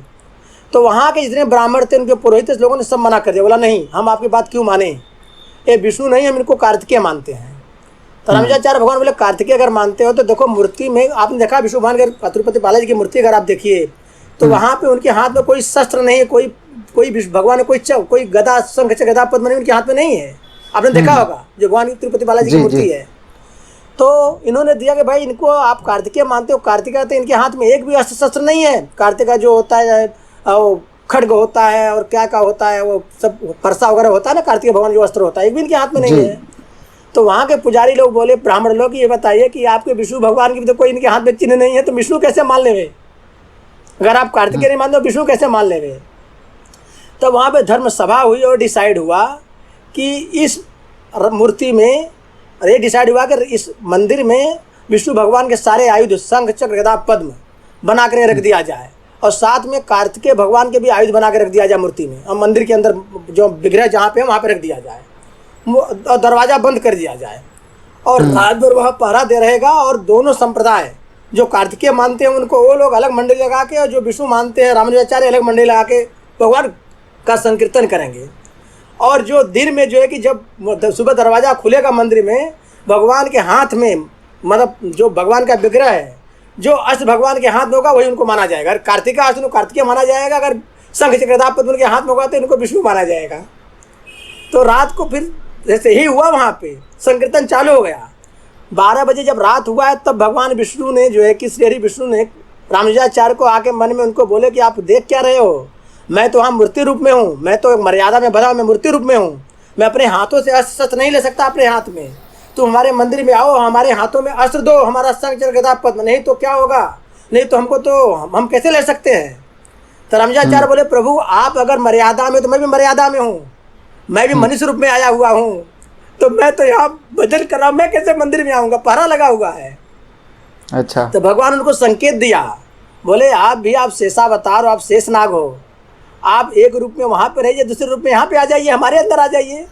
तो रामानुजाचार्य ने एक रूप में यहाँ संकीर्तन कर रहे हैं, दूसरे रूप में उस सांप का, इन्होंने सर्प का रूप पकड़ा है, सर्प का रूप पकड़ के नाड़ी के माध्यम से गए हैं। नाड़ी जो पानी करने की नाड़ी होती है, ना पानी निकलता है, उसके माध्यम से जाके मंदिर के अंदर जाके भगवान के हाथों में शंख, चक्र, गदा, पद्म दिया है भगवान की मूर्ति में। और फिर वो इस नारी के माध्यम से आगे सुबह मूर्ति खुली, जब बंदी खुला तो इनके हाथ में शंख, गदा, पद्म रहा, तब से भगवान की विष्णु भगवान मान की पूजा की जा रही है। तो रामानुजाचार्य ऐसे महान संत थे। अब उनके विषय में आगे बता रहा हूँ, अब उनको मैं कनेक्ट कर रहा हूँ इस पूजा पद्धति से भगवान का यहाँ पे। जगन्नाथ जी का। तो घूमते फिरते वो जगन्नाथ भगवान के धाम में आए, जगन्नाथपुरी आए रामानुजाचार्य, यहाँ कुछ दिन यहाँ पे रहे। जब यहाँ पे रहे तो इन्होंने देखा कि यहाँ के जो लोकल पंडा यहाँ पे है, जो पूजा कर रहे थे, मंदिर के जो पंडा होते हैं, पुजारी ना, जो खानदानी पुजारी होते हैं, तो देखे तो उनकी पूजा पद्धति में इनको बड़ा त्रुटि लगा। इनको क्या नाम है, रामानुजाचार्य को त्रुटि क्या लगा कि पंडा लोग भगवान की पूजा तो जगन्नाथ की पूजा तो करते थे, लेकिन पूजा करने के बाद जब शाम को निकलते थे सीधा मच्छी मार्केट में जाते थे, समझे ना। अच्छा। और वहाँ से मच्छियाँ खरीदते थे और जाके घर पे मच्छी बना के खाने का, सुबह फिर आके मंदिर में पुजारी बन के बैठने का, ये काम करने का। तो रामानुजाचार्य चूंकि शुद्ध वैष्णव संप्रदाय के पुजारी थे, तो उनको ये बात अच्छी नहीं लगी और बोले वैष्णव मंदिर में जहाँ लहसुन प्याज भी नहीं चलता है, वहाँ के पुजारी लोग वहाँ के मच्छी का मतलब कि सेवन करके फिर आगे भगवान के मंदिर में आते हैं, गलत करते हैं। तो उन्होंने क्या किया, वहाँ के राजा को बुलाया, बोला आपके सब पुजारी इतने हैं, पंडा सब पतित हैं, सब पतित हैं, इनको किसी को पूजा करने का हक नहीं है। सारी पूजा पति जो भगवान करते हैं सब एक खंडित होता है, ये सब मच्छी खाते हैं रात को जा करके, सुबह के यहाँ पूजा करते हैं, तो बंद कराओ इनको। अब जब राजा, इनका रामानुजाचार्य का आदेश हो गया तो राजा ने सबको निकाल दिया और फिर रामानुजाचार्य के अगुवाई में वैष्णव पति शुद्ध इनकी भगवान जगन्नाथ की पूजा होने लगी। 3-4 दिन जब पूजा हुई, 4-5 दिन, अब जो इतने पंडा बेचारे थे, इनकी रोजी रोटी सबकी चली गई। सब घर पे मतलब लोड करके एकदम बेहाल हो के भगवान को रो रो के सुझा रहे, प्रभु आपने क्या कर दिया, हमारी तो रोजी रोटी चली गई, हम कैसे जिएंगे, हमारा जीवन यापन कैसे होगा। तो भगवान को इतनी दया आ गई इनके ऊपर कि भगवान ने फिर रात में रामानुजाचार्य को उन्होंने स्वप्न दिया, बोला रामानुजाचार्य ने बहुत बड़ी गलती किया है, हमारे भक्त रहे चाहे कितने भी गलत रहे हैं, हमारे सालों साल से हमारी पूजा कर रहे हैं और ये जो पूजा करें मैं उससे संतुष्ट हूँ। आप आकर के हमारी पूजा व्यतीत आप बढ़िया करवा रहे हो, लेकिन उस पूजा से मैं संतुष्ट नहीं हूँ क्योंकि ये दुखी हो गए हैं। आपको इनको निकालने से इनकी रोजी रोटी चलेगा, परिवार भूखा मर रहा है, तो आप बंद करिए अपनी पूजा व्यतीत, मैं इन्हीं की पूजा ग्रहण करूँगा और आप जो इनकी पूजा, हम कल से इनकी पूजा, हम ये हमारी पूजा करेंगे। अच्छा। रामानुजाचार्य जो कि भगवान लक्ष्मण थे, स्वयं भगवान के अनुज हैं, लेकिन भगवान ने उनको ऐसा आदेश दिया। लेकिन रामानुजाचार्य जो कि आचार्य रूप में आए थे, नहीं माने, बोले नहीं प्रभु मैं नहीं मानूंगा, आपकी बात मानूंगा तो आप एक बार एक शब्द हमसे केवल कह दो कि हमारे शास्त्रों में जो लिखा गया वो सब गलत है, आप ये बात बोल दो, मैं कुछ नहीं कर, मैं चला जाऊंगा, इनको पूजा करने दो। लेकिन आप बोलो कि जो शास्त्रों में पूजा की पद्धति बताई गई है फिर वो गलत है, अगर आप ऐसा बोल रहे हो। अब भगवान क्या करें, एक तरफ शास्त्र की बात, एक तरफ ये सब बातें। तो भगवान समझ गए जगन्नाथ कि रामानुजाचार्य ऐसे मानने वाले नहीं है, इनके सामने मैं जीत नहीं पाऊंगा। तो भगवान ने क्या किया कि जब रामानुजाचार्य रात में सोए हैं तो अपने गरुड़ को, अपने महान गरुड़ देव को आदेश दिया है कि सोते इनको ले जाकर श्री रंगबेरपुरम में, यहाँ पे क्या नाम है, साउथ का जो मंदिर था ना, क्या नाम था उसका, श्रीरंगम में ले जाकर इनको छोड़ दीजिए। तो इनके शिष्यों के साथ में भगवान गरुड़ ने रात को ही इनको निद्रा में ही, भगवान ने इसी मोह इनको निद्रा कर दी, सोए हुए में इनको रातों रात जाकर उठा के वहाँ साउथ में छोड़ दिए, जगन्नाथपुर से उठाए लेकर साउथ में छोड़ दिए हैं। और भगवान फिर रात में राजा को आदेश दिए स्वप्न में कि वही मंदिर को पुजारी को बुलाओ, वही लोग हमारी पूजा करेंगे। फिर वही पुजारी मंदिर के आगे पूजा करने लगे। पंडा जो आज वहाँ पूजा करते हैं वही सब पंडा तब से हैं पूजा कर रहे हैं। तब से इनका नाम पड़ गया पतित पावन, मतलब पतित पावन। तो ये इनकी इतने मतलब दयालु पूजा, इनकी पूजा में कोई त्रुटि भी होती तो भी क्षमा कर देते, इतने दयावान हैं। और बाकी जो और मंदिरों की आप वहाँ पे बात करते हैं तो वहाँ पे देखिए ऐसा है कि वहाँ पे पास में ही एक शिव जी का मंदिर है, बहुत फेमस मंदिर है शिव जी का। उसको उसकी पूजा वो उस मंदिर की संबंध भगवान सूर्य भगवान से, ब्रह्म पुराण में लिखा हुआ है, वो सूर्य भगवान से संबंध है उसका। उसकी स्थापना भगवान सूर्य ने की थी, पूजा की थी। उसके बाद दूसरा वहाँ शिव जी का मंदिर है, भास्करेश्वर महादेव मंदिर, उसको शायद भास्करेश्वर मंदिर बोलते हैं उसको, जो मंदिर है। अच्छा। फिर दूसरा वहाँ पे सूर्य भगवान का एक और मंदिर है, देखो उसका नाम बता रहा हूँ मैं, हाँ मार्कंडेश्वर मंदिर है। मार्कंडे ऋषि हुए थे ना, जी जी, मार्कंडे ऋषि को भगवान ने प्रलय में वहाँ ही अपना दर्शन दिया था। उसी जगन्नाथपुरी में जो प्रलय, मार्कंडे ऋषि को जो भगवान ने प्रलय की एक बड़ी लंबी कहानी है, उस मार्कंडे ऋषि को भगवान ने दर्शन वहाँ दिया था मार्कंडे ऋषि ने। तो भगवान मार्कंडे ऋषि प्रलय देखना चाहते थे, भगवान उनको अपना प्रलय कैसे होता भगवान वो दिखाया था उनको। अच्छा। तो मार्कंडे ऋषि ने भगवान महादेव की वहाँ स्थापना की, तो वो मार्कंडेश्वर महादेव वहाँ पे एक मंदिर है, एकदम उसी जगन्नाथपुरी में सब फेमस मंदिर वहाँ पे है। फिर वहाँ पे भगवान इनका एक नीलमणि मालूम है, जो मूर्ति स्थापना की गई है ना, एक नीलमणि, विष्णु भगवान की नीलमणि की बड़ी कहानी है। अब मैं नीलमणि कहानी पे वापस आता हूँ, जगन्नाथ नीलमणि कहानी पे आता हूँ। जी, उसका जी। संबंध मालूम है किससे? उसका संबंध राजा नीलमणि से है। हाँ। सॉरी, राजा राजा इंद्रदुम्न से भी उसका इंद्रदुम्न। संबंध है। हाँ। इंद्रदुम्न से। नीलमणि की कहानी ऐसी है कि भगवान विष्णु के नीलमणि की मूर्ति वहाँ पे, भगवान विष्णु ने स्वयं अपनी मूर्ति की, अपने विग्रह की स्थापना वहाँ पे की थी, नीलमणि की, भगवान विष्णु की। तो क्या हुआ, उस नीलमणि के मूर्ति का, विग्रह का इतना प्रभाव था कि जो कोई वहाँ दर्शन कर लेवे उनका, तो कितना भी पातकी रहे, कैसा भी निर्घोर कुकर्म किया रहे, उसकी भगवान धाम को मुक्ति मिल जाती थी। तो उस समय क्या हुआ कि सब लोग जाकर वहाँ दर्शन करना शुरू किए और सब लोग भगवान धाम को जाना शुरू हो गए। तो यमराज को चिंता हो गई, यमराज को चिंता हो गई, ये विष्णु पुराण में लिखा हुआ है। अच्छा। तो यमराज एक दिन भगवान विष्णु के पास आए वहाँ पे और आके उनकी स्तुति करने लगे। तो भगवान बोले कि बताओ, यमराज जी चूंकि सूर्य के पुत्र, सूर्य भगवान के पुत्र हैं यमराज जी, बोले सूर्य पुत्र ये बताओ कि आप हमारी स्तुति आज क्यों करो, क्या बात है, क्या चाहिए आपको?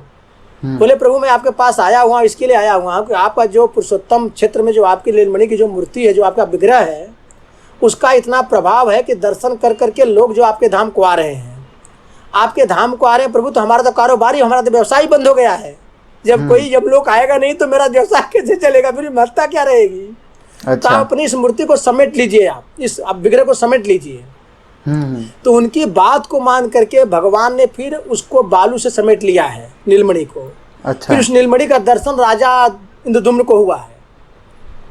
राजा इंद्रदुम्न को उस नीलमणि का दर्शन होता है। और उसी नीलमणि, कुछ लोग बोलते हैं उस नीलमणि की प्रतिष्ठा, प्राण प्रतिष्ठा वही नीलमणि भगवान जगन्नाथ की मूर्ति में प्रतिष्ठा होती की जाती है। बड़ा रहस्यमय उसकी कहानी है, बहुत रहस्यमय कहानी उसकी है। देखिए मालूम है, सब ऐसी चीजें बता दो अभिषेक कि ऐसे ब्रांचेज है ना कि एक को करने के लिए फिर दूसरे, फिर तीसरे में कनेक्शन इतना भिड़ा हुआ है कि ये कथाएं कहने को जाओ तो घंटों घंटों निकल जावे आपको, ऐसा हो जाता है चीजें। जी जी। हाँ। तो ऐसी बात है, नीलमणि की कहानी है, वो नीलमणि की कहानी। तो नीलमणि का भी वहाँ भी आज भी अप्रत्यक्ष रूप से वहाँ मंदिर दर्शन लोग करते हो, प्रामाणिक दिखता नहीं, मतलब कि वो अप्रत्यक्ष, लेकिन जाकर लोग प्रणाम करते हैं, दर्शन करते हैं नीलमणि का। तो आप सूर्य भगवान के द्वारा जो स्थापित मंदिर है, भास्करेश्वर मंदिर है, उसके बाद वहाँ पे मार्कंडेश्वर शिव जी का मंदिर है, उसके बाद आपको बताया जैसे नीलमणि का मंदिर है, ये सब मुख्य मुख्य मंदिर है। उसके बाद वहाँ पे इनका मंदिर है, क्या बोलते हैं अपना ये श्वेत माधव विष्णु भगवान का, श्वेत माधव का, उनका एक राजा वहाँ पे, दूसरे राजा हुए थे सदियों में, उन्होंने श्वेत माधव की स्थापना वहाँ पे की थी, भगवान उनको दर्शन दिया तो श्वेत माधव का। अच्छा। श्वेत माधव, श्वेत भगवान की श्वेत रूप में मूर्ति है, माधव श्री भगवान की। तो ये सब वहाँ पे मंदिर है। फिर इनकी जो भगवान की जो मौसी है, उनका भी वहाँ पे मंदिर है। अच्छा। तो ये सब वहाँ के फेमस मंदिर है। वहाँ पे एक नदी है, बता रहा उसका नाम तो मैं भूल रहा हूँ। उस नदी में जो है कि पिंडदान वगैरह करने का बड़ा महत्व होता है। अगर पिंडदान किया जाए, कौन से दिन, देखो दान किस दिन बता दो, ज्येष्ठ में किस दिन दान किया, अगर वहाँ जाकर पिंडदान किया जाए तो वहाँ पे आपकी 21 पीढ़ियाँ मतलब आपकी तर जाएगी, ऐसा मान्यता है, मोक्ष मिलता है उनको। हाँ। अच्छा। तो ये सब वहाँ के मुख्य तीर्थ हैं और बहुत सारे तीर्थ हैं, तो ये सब तो मेन वहाँ के हैं ये सब। आज के टाइम पे सर हमने बहुत कम ऐसे मंदिर रह गए हैं, लेकिन श्री भगवान जगन्नाथ मंदिर के बारे में भी ऐसा कहा जाता है कि यहाँ गैर हिंदुओं का प्रवेश वर्जित है। ये प्रथा तो यहाँ अभी भी चल रही है, गैर हिंदुओं का वहाँ पे आज भी गैर हिंदुओं को वहाँ पे प्रवेश वर्जित है। लोग नहीं, कोई नहीं वहाँ पे अलाउड है किसी गैर हिंदुओं को। अच्छा। इसके पीछे कहानी, डिटेल में कहानी है, वो मैं उसका अध्ययन आपको नहीं बता पाऊंगा, इसमें नहीं बता पाऊंगा मैं आपको। इसके अलावा सर हमने सुना है कि सिख धर्म का भी इस मंदिर के साथ काफ़ी जुड़ाव है, इसकी बहुत सारी कहानियाँ रही है। कहा जाता है कि महाराजा रणजीत सिंह जो हुए सिख सम्राट, महान सिख सम्राट, इन्होंने भी इस मंदिर को प्रचुर मात्रा में स्वर्ण दान दिया था, जो स्वर्ण मंदिर अमृतसर में है उससे भी कई गुना ज़्यादा था। उन्होंने अपने अंतिम दिनों में एक वसीयत भी की थी कि विश्व प्रसिद्ध जो कोहिनूर हीरा है, जो विश्व में सबसे मूल्यवान है, जो सबसे बड़ा हीरा है, इस मंदिर को दान कर दिया जाए। लेकिन किसी कारण ये संभव नहीं हो सका, क्योंकि उस समय तक जो अंग्रेज थे उन्होंने पंजाब पर अपना अधिकार करके जो शाही जो संपत्ति थी उसको जब्त कर लिया था और कोहिनूर का हीरा भी चुरा लिया था। तो वरना उसी कोहिनूर हीरे को, जो सबसे मूल्यवान है विश्व में, उसको हम भगवान जगन्नाथ के मुकुट पर देखते। तो इस कहानी की कितनी सच्चाई है? नहीं, इसमें देखिए एक कहानी में सच्चाई सी कहानी है, ऐसी मान्यता है, ऐसी मान्यता है, ऐसी हमारे मतलब कि इतिहास का भी हिस्सा एक रहा है। मतलब देखो इतिहास को तो हमारे डिस्टोर्ट किया गया है ना, हमारा जो इतिहास है ना, सही इतिहास सामने नहीं आया है। हमारे इतिहास को अंग्रेजों ने, बाकी जो गैर सनातनी थे लोगों ने इसको तोड़ मरोड़ के, सब मार्क्सवादी लोगों ने सब हमारे सामने जो परोसा है वो सही इतिहास हमारा नहीं है। और इस जो है कि ये जो पंजाब के जो राजा थे, इनसे पहले भी जगन्नाथ मंदिर में गुरु नानक देव भी उन्होंने यहाँ पे यात्रा की थी यहाँ की, और यहाँ पे अच्छा। आए थे। गुरु नानक गुरुदेव ने भी इस मंदिर की बड़ी महत्ता का बड़ा वर्णन उन्होंने किया है। और मेरे ख्याल से शायद जगन्नाथ मंदिर का इसका कुछ वर्णन मेरे ख्याल से गुरु नानक गुरुदेव का जो गुरु ग्रंथ साहब उसमें मेरे ख्याल से वर्णन इसका है जगन्नाथ मंदिर का। अच्छा। वो यहाँ पे वो भी यहाँ पे आए थे, उनको यहाँ बड़ा मतलब यहाँ बड़ा इनको बड़ी उनकी भगवान की अनुभूति यहाँ पे हुई थी उनकी, यहाँ पे जगन्नाथ भगवान के यहाँ करके। तो उन्होंने उसी से अट्रैक्ट होकर राजा जो थे पंजाब के राजा ने ये सब दान वगैरह किया था। मतलब देखिए वहाँ पे जो पंजाब के या जो सिख धर्म को मानने वाले लोग हैं, इनको प्रेरणा कहाँ से मिलती है? इनको प्रेरणा गुरु नानक गुरुदेव से मिलती है, फिर से गुरु गोविंद सिंह महाराज साहब से मिलती है, उनसे मिलती है। तो उनके पहले यहाँ पे गुरु नानक गुरुदेव खुद यहाँ पे आए हुए थे, उन्होंने इसकी महिमा का बहुत वर्णन किया हुआ है। अंत में मैं आपसे श्री कृष्ण के एक व्यक्तित्व पर आपकी टिप्पणी चाहूँगा कि श्री कृष्ण का जन्म कहाँ उत्तर भारत में हुआ? वृंदावन मथुरा में बड़े हुए, फिर गुजरात आ गए, पांडवों के कारण हस्तिनापुर यानी आज के दिल्ली के आसपास के क्षेत्र में उनका नाता रहा, आना जाना रहा। किसी का फिर उसके बाद वे मतलब हम देखते हैं कि उनको हर जगह अलग अलग तरीके से पूजा जाता है। घाट घाट पर श्री कृष्ण के अलग अलग रूप का दर्शन होता है। जैसे हमारे गृह राज्य राजस्थान में श्रीनाथ जी नाथद्वारा में जो है वहाँ श्रीनाथ जी के रूप में पूजे जाते हैं। जयपुर में गोविंद देव जी के रूप में पूजे जाते हैं। गुजरात में ही उनके बाल स्वरूप को सबसे अधिक पूजा जाता है। और यहाँ द्वारिकाधीश श्यामला जी के रूप में, कर्नाटक में वेणुगोपाल स्वामी के रूप में, तमिलनाडु में राजगोपाल पूजे जाते हैं, गुजरात में रणछोड़ दास जी माने जाते हैं। रणछोड़ दास जी, हाँ जी, द्वारिका में उनका बहुत बड़ा मंदिर है। तमिलनाडु में राजगोपाल स्वामी, ओडिशा में भगवान जगन्नाथ, केरल में भगवान गुरुवायप्पन।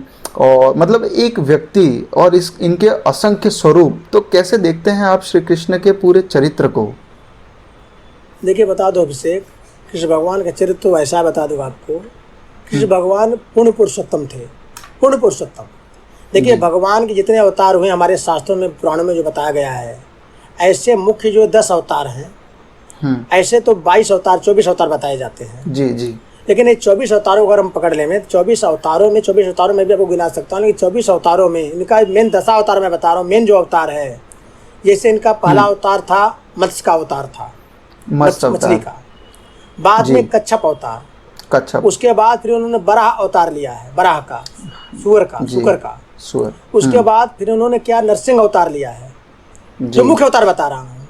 हाँ। फिर जो है कि वामन का अवतार लिया है, वामन के बाद फिर परशुराम जी का अवतार लिया है। फिर जो है कि राम का लिया है, फिर कृष्ण का लिया है। कृष्ण बलराम दोनों अवतार माने जाते हैं। उसके बाद फिर उन्होंने कहा गया है कि कलयुग में जो थे बुद्ध, पहले एक से पहले बुद्धा अवतार हुआ था। लेकिन आपको बताया जाए, जो बुद्ध को हम लोग जो बुद्ध मानते हैं, जो बौद्ध धर्म वाले बुद्ध है ना, ये बुद्ध नहीं है वो। जी जी। और बुद्ध भगवान बुद्ध दूसरे हैं, वो ये बुद्ध नहीं है। ये तो ये समाज सुधारक हुए थे। बुद्ध अलग भगवान नहीं है, वो बुद्ध अवतार हमारे भगवान बुद्ध अलग हैं। और मैं कहानी लंबी आपको बताऊंगा, प्रामाणिक उसका ग्रंथ का प्रमाण मैं बताऊंगा। लोगों को भ्रम है कि भगवान बुद्ध, जो आज बौद्ध धर्म लोग चलाते हैं ना, जो अम्बेडकर वगैरह ने फॉलो किया, ये भगवान बुद्ध नहीं है, दूसरे भगवान बुद्ध हैं वो। जी, और उसके बाद कलयुग में कल के अवतार माना जाता है। जी। तो ये भगवान जितने अवतार हुए बता रहा हूँ, सारे अवतारों में सबसे अगर चर्चित अवतार रहा है भगवान का, तो राम और कृष्ण का रहा है सबसे चर्चित अवतार। ऐसे अवतार में इनकी सब पूजा होती है, सारे अवतारों में इनको लोग मानते हैं। लेकिन सबसे इनका देखो जाओ तो जन में जो अवतार से ज़्यादा प्रसिद्ध है, लोगों के मन में बच्चे जानते हैं, राम और कृष्ण का अवतार लोग जानते हैं। सबसे ज़्यादा मंदिर इनका है, नाम की महिमा कथा इनकी होती है, इनके इसी 2 अवतारों की, राम और कृष्ण में भी। जबकि राम और कृष्ण में कोई फर्क नहीं, मैं फर्क नहीं मानता। देखिए मैं बेसिकली भगवान राम का अनुयायी हूँ, भगवान कृष्ण नाम में कोई फर्क है नहीं। कृष्ण राम में कोई राम का, कृष्ण का, जो कृष्ण का है वो राम का है, ऐसा है। तो भगवान राम और कृष्ण के अगर आप देखने को जाओ तो दोनों की शक्तियाँ समान हैं। लेकिन फिर भी भगवान कृष्ण को भगवान राम 12 कलाओं से युक्त थे, भगवान कृष्ण 16 कलाओं से युक्त माने गए। 16 कलाओं संपूर्ण भगवान थे भगवान कृष्ण। मतलब भगवान कृष्ण की लीलाएं ऐसी रहस्यमयी ऐसी रही कि भगवान कृष्ण की लीलाओं को देख करके अच्छे लोग भ्रमित हो गए हैं। मतलब भगवान कृष्ण को समझना, मतलब जिसके ऊपर वो कृपा कर दे वही उनको समझ सकता है। उनकी ऐसी उनकी गाथाएं रही हैं। भगवान कृष्ण जो है कि पूर्ण पार ब्रह्म परमेश्वर सारे कलाओं से युक्त थे, संपूर्ण ब्रह्म थे, संपूर्ण पुरुष थे, पूर्ण थे एकदम हो। तो उनका देखिए ऐसा है कि उनका जन्म की कहानी सबको पता है कि उनका जन्म हुआ था यहाँ पे मथुरा में हुआ था, जेल में हुआ था। फिर वहाँ से वो जो कि वो कंस से बचाने के लिए उनको जो कि नंद वसुदेव जी लेके गए, यमुना पार करके नंद यशोदा के यहाँ दिए। वहाँ पे उन्होंने फिर पाला पोसा गया, वो लीलाएँ किए, माखन चोरी सब लीलाएँ करने के बाद फिर मथुरा में आए। मथुरा में आकर उन्होंने उसका कंस का वध किया, फिर उग्रसेन को राजा बनाया। फिर उसके बाद वहाँ से फिर उसके बाद राजा बनाने के बाद फिर संदीपनी गुरु के यहाँ विद्या अध्ययन करने के लिए गए हैं उज्जैन में। वहाँ से विद्या अध्ययन करके आए हैं, तब जो है कि वो वहाँ के फिर राजा बने हैं, मथुरा के राजा बने हैं। तो राजा बनने के बाद क्या हुआ है कि जो कंस का जो ससुर था जरासंध, जरासंध ने वो कंस का बदला लेने के, जरासंध महान वीर था, तो बदला लेने के लिए कंस का बार बार जो है कि मथुरा पे आक्रमण करता था, बार बार आक्रमण करता था मथुरा पे। तो हर बार हार के जाता था, लेकिन उससे क्या होता था, जन धन की बहुत हानि होती थी, बहुत हानि होती थी। और लोग मालूम उनका एक नाम रण छोड़ पड़ा है, रण से मतलब रण से छोड़ के भाग गए, रण छोड़ के भाग गए हैं, इसी जरासंध से भागे हुए हैं। तो रण छोड़ लोग बोलते हैं, लेकिन रण छोड़ का पीछे लॉजिक क्या, कहानी को कोई नहीं जानता है, बहुत कम लोग जानते हैं। वो कहानी में बता रहा हूँ, भगवान ने रण क्यों छोड़ा, उसका कारण क्या है, भगवान मथुरा से क्यों भागे। उसका कारण ये था कि जो जरासंध था वो जो है कि हर बार ब्राह्मणों से मुहूर्त निकाल करके युद्ध करने के लिए कृष्ण भगवान से आता था। ब्राह्मण ज्योतिष को, ब्राह्मणों को बुलाता था, वैदिक ब्राह्मणों को, बोलता हमको मुहूर्त निकाल दोगे मैं कृष्ण को जीतू जाके, और उस बेचारे मुहूर्त बना के देते, इस बार तुम आक्रमण करो, इस मुहूर्त में तो आप विजय पाओगे। और यहाँ आता था, हार जाता था, हर बार उसके साथ ऐसा होता था। तो जब लास्ट टाइम वो चढ़ाई किया तो ब्राह्मणों को बुलाया, बोला हमको मुहूर्त बताओ, हमको किस मुहूर्त में आक्रमण करोगे, हमारी जीत हो कृष्ण के ऊपर। तो ब्राह्मणों ने मुहूर्त बताया, तो क्या किया, सारे ब्राह्मणों को उठा के जेल में डाल दिया, जो ब्राह्मण जो मुहूर्त बताया था, और बोला कि अगर मैं इस बार हारा तो मैं आके तुम सबका वध कर दूंगा, अगर इस बार मैं हारा तो। और चूंकि जरासंध की मृत्यु भगवान कृष्ण के हाथ नहीं लिखी थी। देखो भगवान क्या है, भगवान कुछ भी है, भगवान हर हालत में मर्यादा का पालन करते हैं। जैसे जो ब्रह्मा जी, ब्रह्मदेव ने या जो शिव जी ने जो वरदान दिया है, या किसी ऋषि मुनि ने वरदान दिया है, तो भगवान उस वरदान का कभी खंडन नहीं करते हैं। भगवान मर्यादा में रह, भगवान वरदान को रखते हुए कोई उपाय निकालते हैं। अच्छा। जो कि जरासंध भगवान शिव का परम भक्त था, और उसकी मृत्यु भगवान कृष्ण के हाथ थी नहीं। तो भले ही वो हार जाता था, भगवान उसका वध तो नहीं कर सकते थे, हार भले जाता, वध तो करते नहीं, उसका वध नहीं कर पाते। तो जब ये आखिरी बार जब आया, जब भगवान रण छोड़ के भागे हैं, तो ब्राह्मणों को बंदी बना के आया था, जेल में डाल के आया था। बोला अगर इस बार मगर युद्ध में हारा तो आगे सबसे पहले मैं तुम लोगों का वध करूंगा, तुम्हारी ज्योतिषी विद्या पे मुझे सबके ऊपर डाउट है, तुम लोग सब गलत हमको बताते, इस बार सबका वध कर दूंगा। अच्छा। तो कृष्ण भगवान सोचे अगर मैं इसको हरा देता हूँ इस बार, अगर हरा देता हूँ मैं इससे, इस बार अगर मैं इसको भी हरा देता हूँ जाके, तो ब्राह्मणों का वध कर देगा ये, इसका वध तो मैं कर नहीं सकता शिव जी के आशीर्वाद की वजह से, तो ब्राह्मणों का वध कर देगा। भगवान ने ब्राह्मणों को बचाने के लिए, इतने भगवान ब्राह्मण के यार भक्तों के इतने भगवान रक्षक हैं, बोले हमारे ऊपर भले ही लांछन लगे, मैं हार भाग गया, उनको रणछोड़ नाम लेना भी स्वीकार कर लिए, लेकिन वो ब्राह्मणों की हत्या नहीं हुए। हो सके इससे अच्छा मैं ही भाग जाऊँ, ताकि इसको लेके ये जीत गया। तो अच्छा। भगवान ने फिर वहाँ से जो है कि सब युद्ध से पलायन कर गए हैं भगवान। पलायन करने के बाद फिर वहाँ से वो आकर के मथुरा छोड़ करके उन्होंने आगे द्वारकापुरी में अपनी अलग से नगरी बसाई है, जो समुद्र के बीच में बसाया गया है। तो भगवान, देखिए बता दूँ आपको, भगवान का इतने रूप कृष्ण भगवान के हैं। देखिए उनका बाल रूप एक अलग है, उनका जो बाल रूप जो गोपियों के साथ लीला की है उसका माधुर्य एक अलग है। आज देखिए वही बाल रूप उनको, देखिए भगवान कृष्ण को योगेश्वर कहा जाता है। योगेश्वर कैसे कहा जाता है सोचिए, जो कृष्ण भगवान गोपियों के साथ रह करके लीलाएं रास लीला किए, वही कृष्ण भगवान ने जब वृंदावन मथुरा त्यागा है, बता दो जब मथुरा त्यागा है, जब त्यागा उन्होंने वृंदावन त्यागा हुआ, गोपियों को त्यागा हुआ है, फिर वापस पलट के कभी भगवान देखे नहीं है, कभी भगवान गए नहीं, बता दूंगा आपको। उन्होंने बंसी को हाथ में छोड़ा तो वही भगवान जो जिसने माखन चुराया, जिन्होंने बंसी बजाई, जिन्होंने ग्वाल बालों के साथ क्रीड़ा की, जो गोपियों के साथ राज रचाए, वही कृष्ण भगवान युद्ध स्थल में आके गीता का उपदेश दे रहे हैं। आप जरा उस पर जरा कल्पना करिए कि महाभारत जैसा युद्ध तैयार है सामने, ठीक है, इतनी बड़ी सेनाएं दोनों आमने सामने खड़ी हैं, उस सेनाओं के बीच में शांत भाव से होकर के गीता जैसे महान ज्ञान की रचना करना, उपदेश देना, ये कौन कर सकता है? ये केवल पार ब्रह्म परमेश्वर ईश्वर ही कर सकते हैं। कृष्ण भगवान देखिए, कृष्ण भगवान के रूप में विविधता आप देखिए, कृष्ण भगवान के रूप में विविधता देखिए। जो कृष्ण भगवान गोपिकाओं के एक मालूम है, एक कवित्व मुझे याद नहीं आ रहा है, भजन है कि भगवान कृष्ण गोपिकाओं के प्रेम में या ग्वाल बालों के प्रेम में एक छाछ के, मतलब छाछ जो होता है ना, छाछ जो मट्ठा होता है, उसके लिए गोपिका उनको नचाती थी, नाचते थे भगवान प्रेम में आकर के। जो जो दुनिया के मालिक हैं। और वही भगवान फिर देखो यहाँ पे आके गीता का उपदेश दे रहे हैं। महाभारत के युद्ध में देखो कितना बड़ा वो मतलब कि गीता का ऐसा इन्होंने ग्रंथ ऐसे गीता की रचना की है कि गीता के ऊपर कितना भी पढ़ो आई लोग आज भी उसका पता नहीं पा सके हैं। किस भगवान देखिए चरित्र इतना भगवान कृष्ण का जो पूरा उनकी जीवन लीला रही है 125 वर्ष की रही। 125 उन्होंने सब कुछ किया है। उन्होंने 125 वर्ष में जो किया है वो मतलब कोई कई जन्मों तक नहीं कर पाएगा। आपको बता रहा हूँ भगवान राम ने अयोध्या में जो शासन भगवान राम का जो जीवन रहा है, भगवान राम की जो लीला रही है 11,038 वर्ष की रही है भगवान राम की लीला। भगवान राम जब पैदा हुए हैं 12 वर्ष के हुए तो उनका जनकपुर में विवाह हुआ है, धनुष यज्ञ में गए हैं, 12 वर्ष के रहे हैं। 24 वर्ष के रहे तो उनको वनवास मिला हुआ है, 14 वर्ष तक वनवास किए हैं तो 38 वर्ष ये हो गया। फिर वनवास से आगे अयोध्या में आए हैं तो उस भगवान 38 वर्ष के हो गए थे। फिर उनका उन्होंने राज्य हुआ थे भगवान 11 वर्ष तक अयोध्या पर राज्य किए हैं। भगवान की मास 125 वर्ष तक राज्य किए हैं। लेकिन इनका लीलाओं को देखने को चाहिए तो इनकी लीलाओं में इतनी विविधता है, इनके अलग अलग रूप आपको मिलेंगे। अलग भक्तों के लिए आप कुछ भी बन सकते हैं। आप देखिए उस समय जो है कि द्वापर में जिस समय इनका युग था उस समय ये जो सारथी रथ चलाने का काम हुआ होता था ये बहुत नीच काम माना जाता था। आपको शायद याद होगा नीच बहुत नीच स्तर का काम माना जाता। आप देखे नहीं कर्ण नहीं था, कर्ण लोग सूत पुत्र बोलते थे। सूत पुत्र क्यों बोलते? उनके पिताजी सारथी थे। सारथी का जो काम होता था वो मतलब चतुर्थ श्रेणी के लोग करते थे। आप समझे ना सारथी का काम जी। तो लेकिन भगवान ने अपने भक्त के लिए सारथी भी बने। भगवान कृष्ण भक्त के लिए सारथी भी बने हैं अर्जुन के लिए। आप देख रहे हैं दूध बन के जाना। दूध कोई बहुत बड़े लोगों को दूध नहीं भेजा जाता था, दूध भेजा जाता था लेकिन किसी राजा को दूध, लेकिन भगवान दूध भी बन के गए, शांति दूध बन के भी गए भगवान वहाँ पे। हाँ। तो भगवान देखो लीलाएं ऐसी है ना कि इनकी अनंत कथाएं हैं। और आपको बता दूं एक लाइन में कहा गया रामचरितमानस में तुलसीदास जी ने कहा है हरि अनंत हरि कथा अनंता। तो इनकी कथाएं इतनी अनंत है बता रहा हूँ। भगवान के विविध रूप है और सब रूपों में इनकी अपनी अपनी एकदम विशेषता है।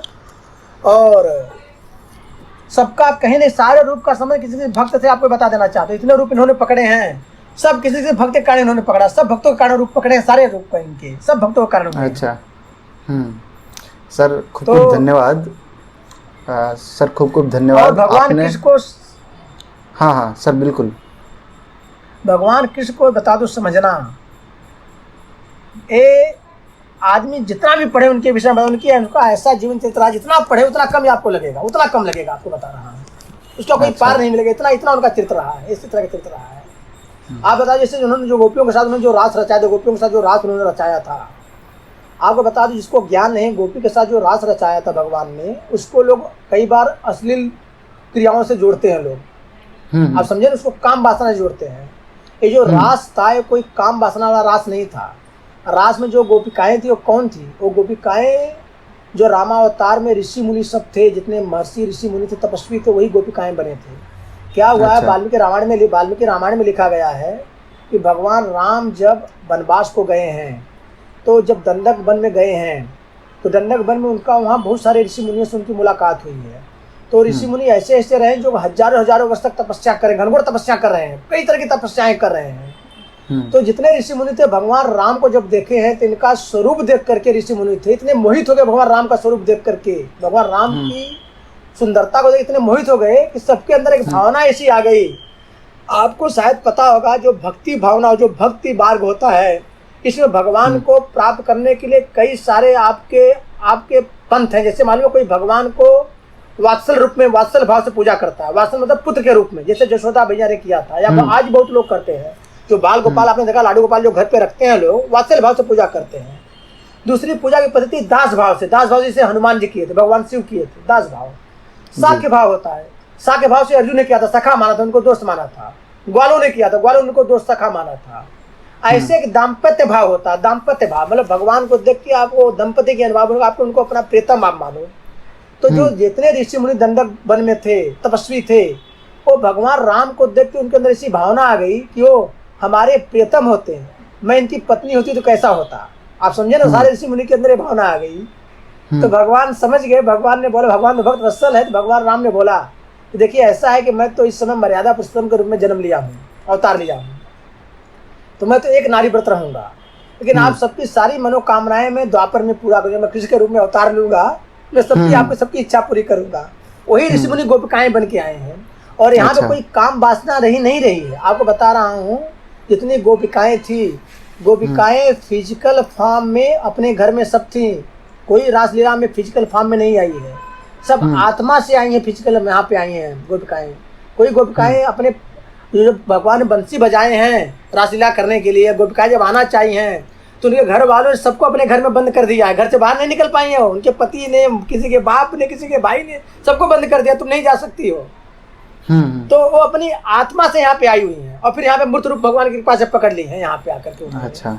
इसमें भगवान कृष्ण ने कामदेव को पराजित किया है, कामदेव को पराजित किया है इस रासलीला में। इस रासलीला में काम का कोई लेस मात्र भी अंश नहीं था, काम पराजित हो गया है।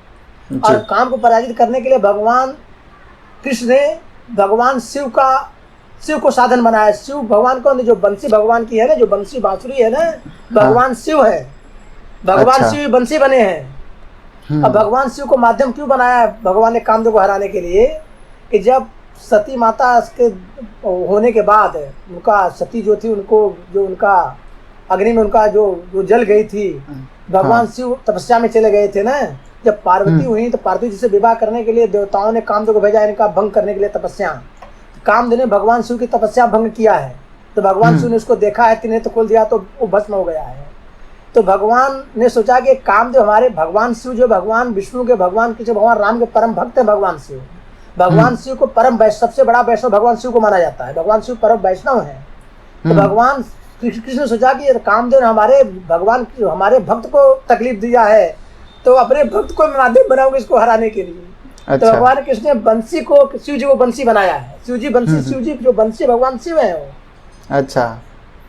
नहीं, यही चीज़ें हैं सर। हमारे कई लोग मेरे से बात करते हैं, हमारे चैनल के कई मित्र वगैरह मेरे, तो उनका ये कहना होता है कि कोई भी आजकल हम पे अटैक कर देता है। तो मैं भी उनको यही कहता हूँ कि जब तक आप ज्ञान अर्जित नहीं करेंगे, जब तक हमारे शास्त्र, हमारे धार्मिक ग्रंथ नहीं पढ़ेंगे, इन चीज़ों के तर्क नहीं ढूंढेंगे, तब तक आप उनको कभी जवाब नहीं दे पाएंगे।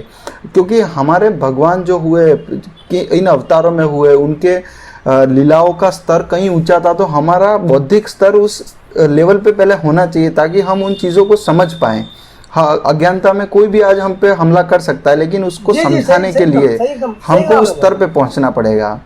तो सर आपने एकदम सही बोला। देखिए बताओ, जब तक हमको खुद को उस चीज़ का ज्ञान नहीं होगा, देखिए हमारे पास सबका तर्क इतना, हम अगर थोड़ा सा अध्ययन स्वाध्याय करें, हम लोग अपने शास्त्रों में हम रुचि दिखावें, तो उसमें इतना सब कुछ, हर चीज़ का इतना सही जवाब है। बता रहा हूँ आप, सटीक कोई हमारे सामने खड़ा ही नहीं हो पाएगा। बता रहा हूँ, अगर हम उसका अध्ययन ढंग से करें, स्वाध्याय ना, सबका जवाब है। जैसे आज देखिए, जिसको अज्ञानता है, जैसे मैं रासलीला की बात किया, जिसको अज्ञानता है वो तुरंत लांछन लगा देगा।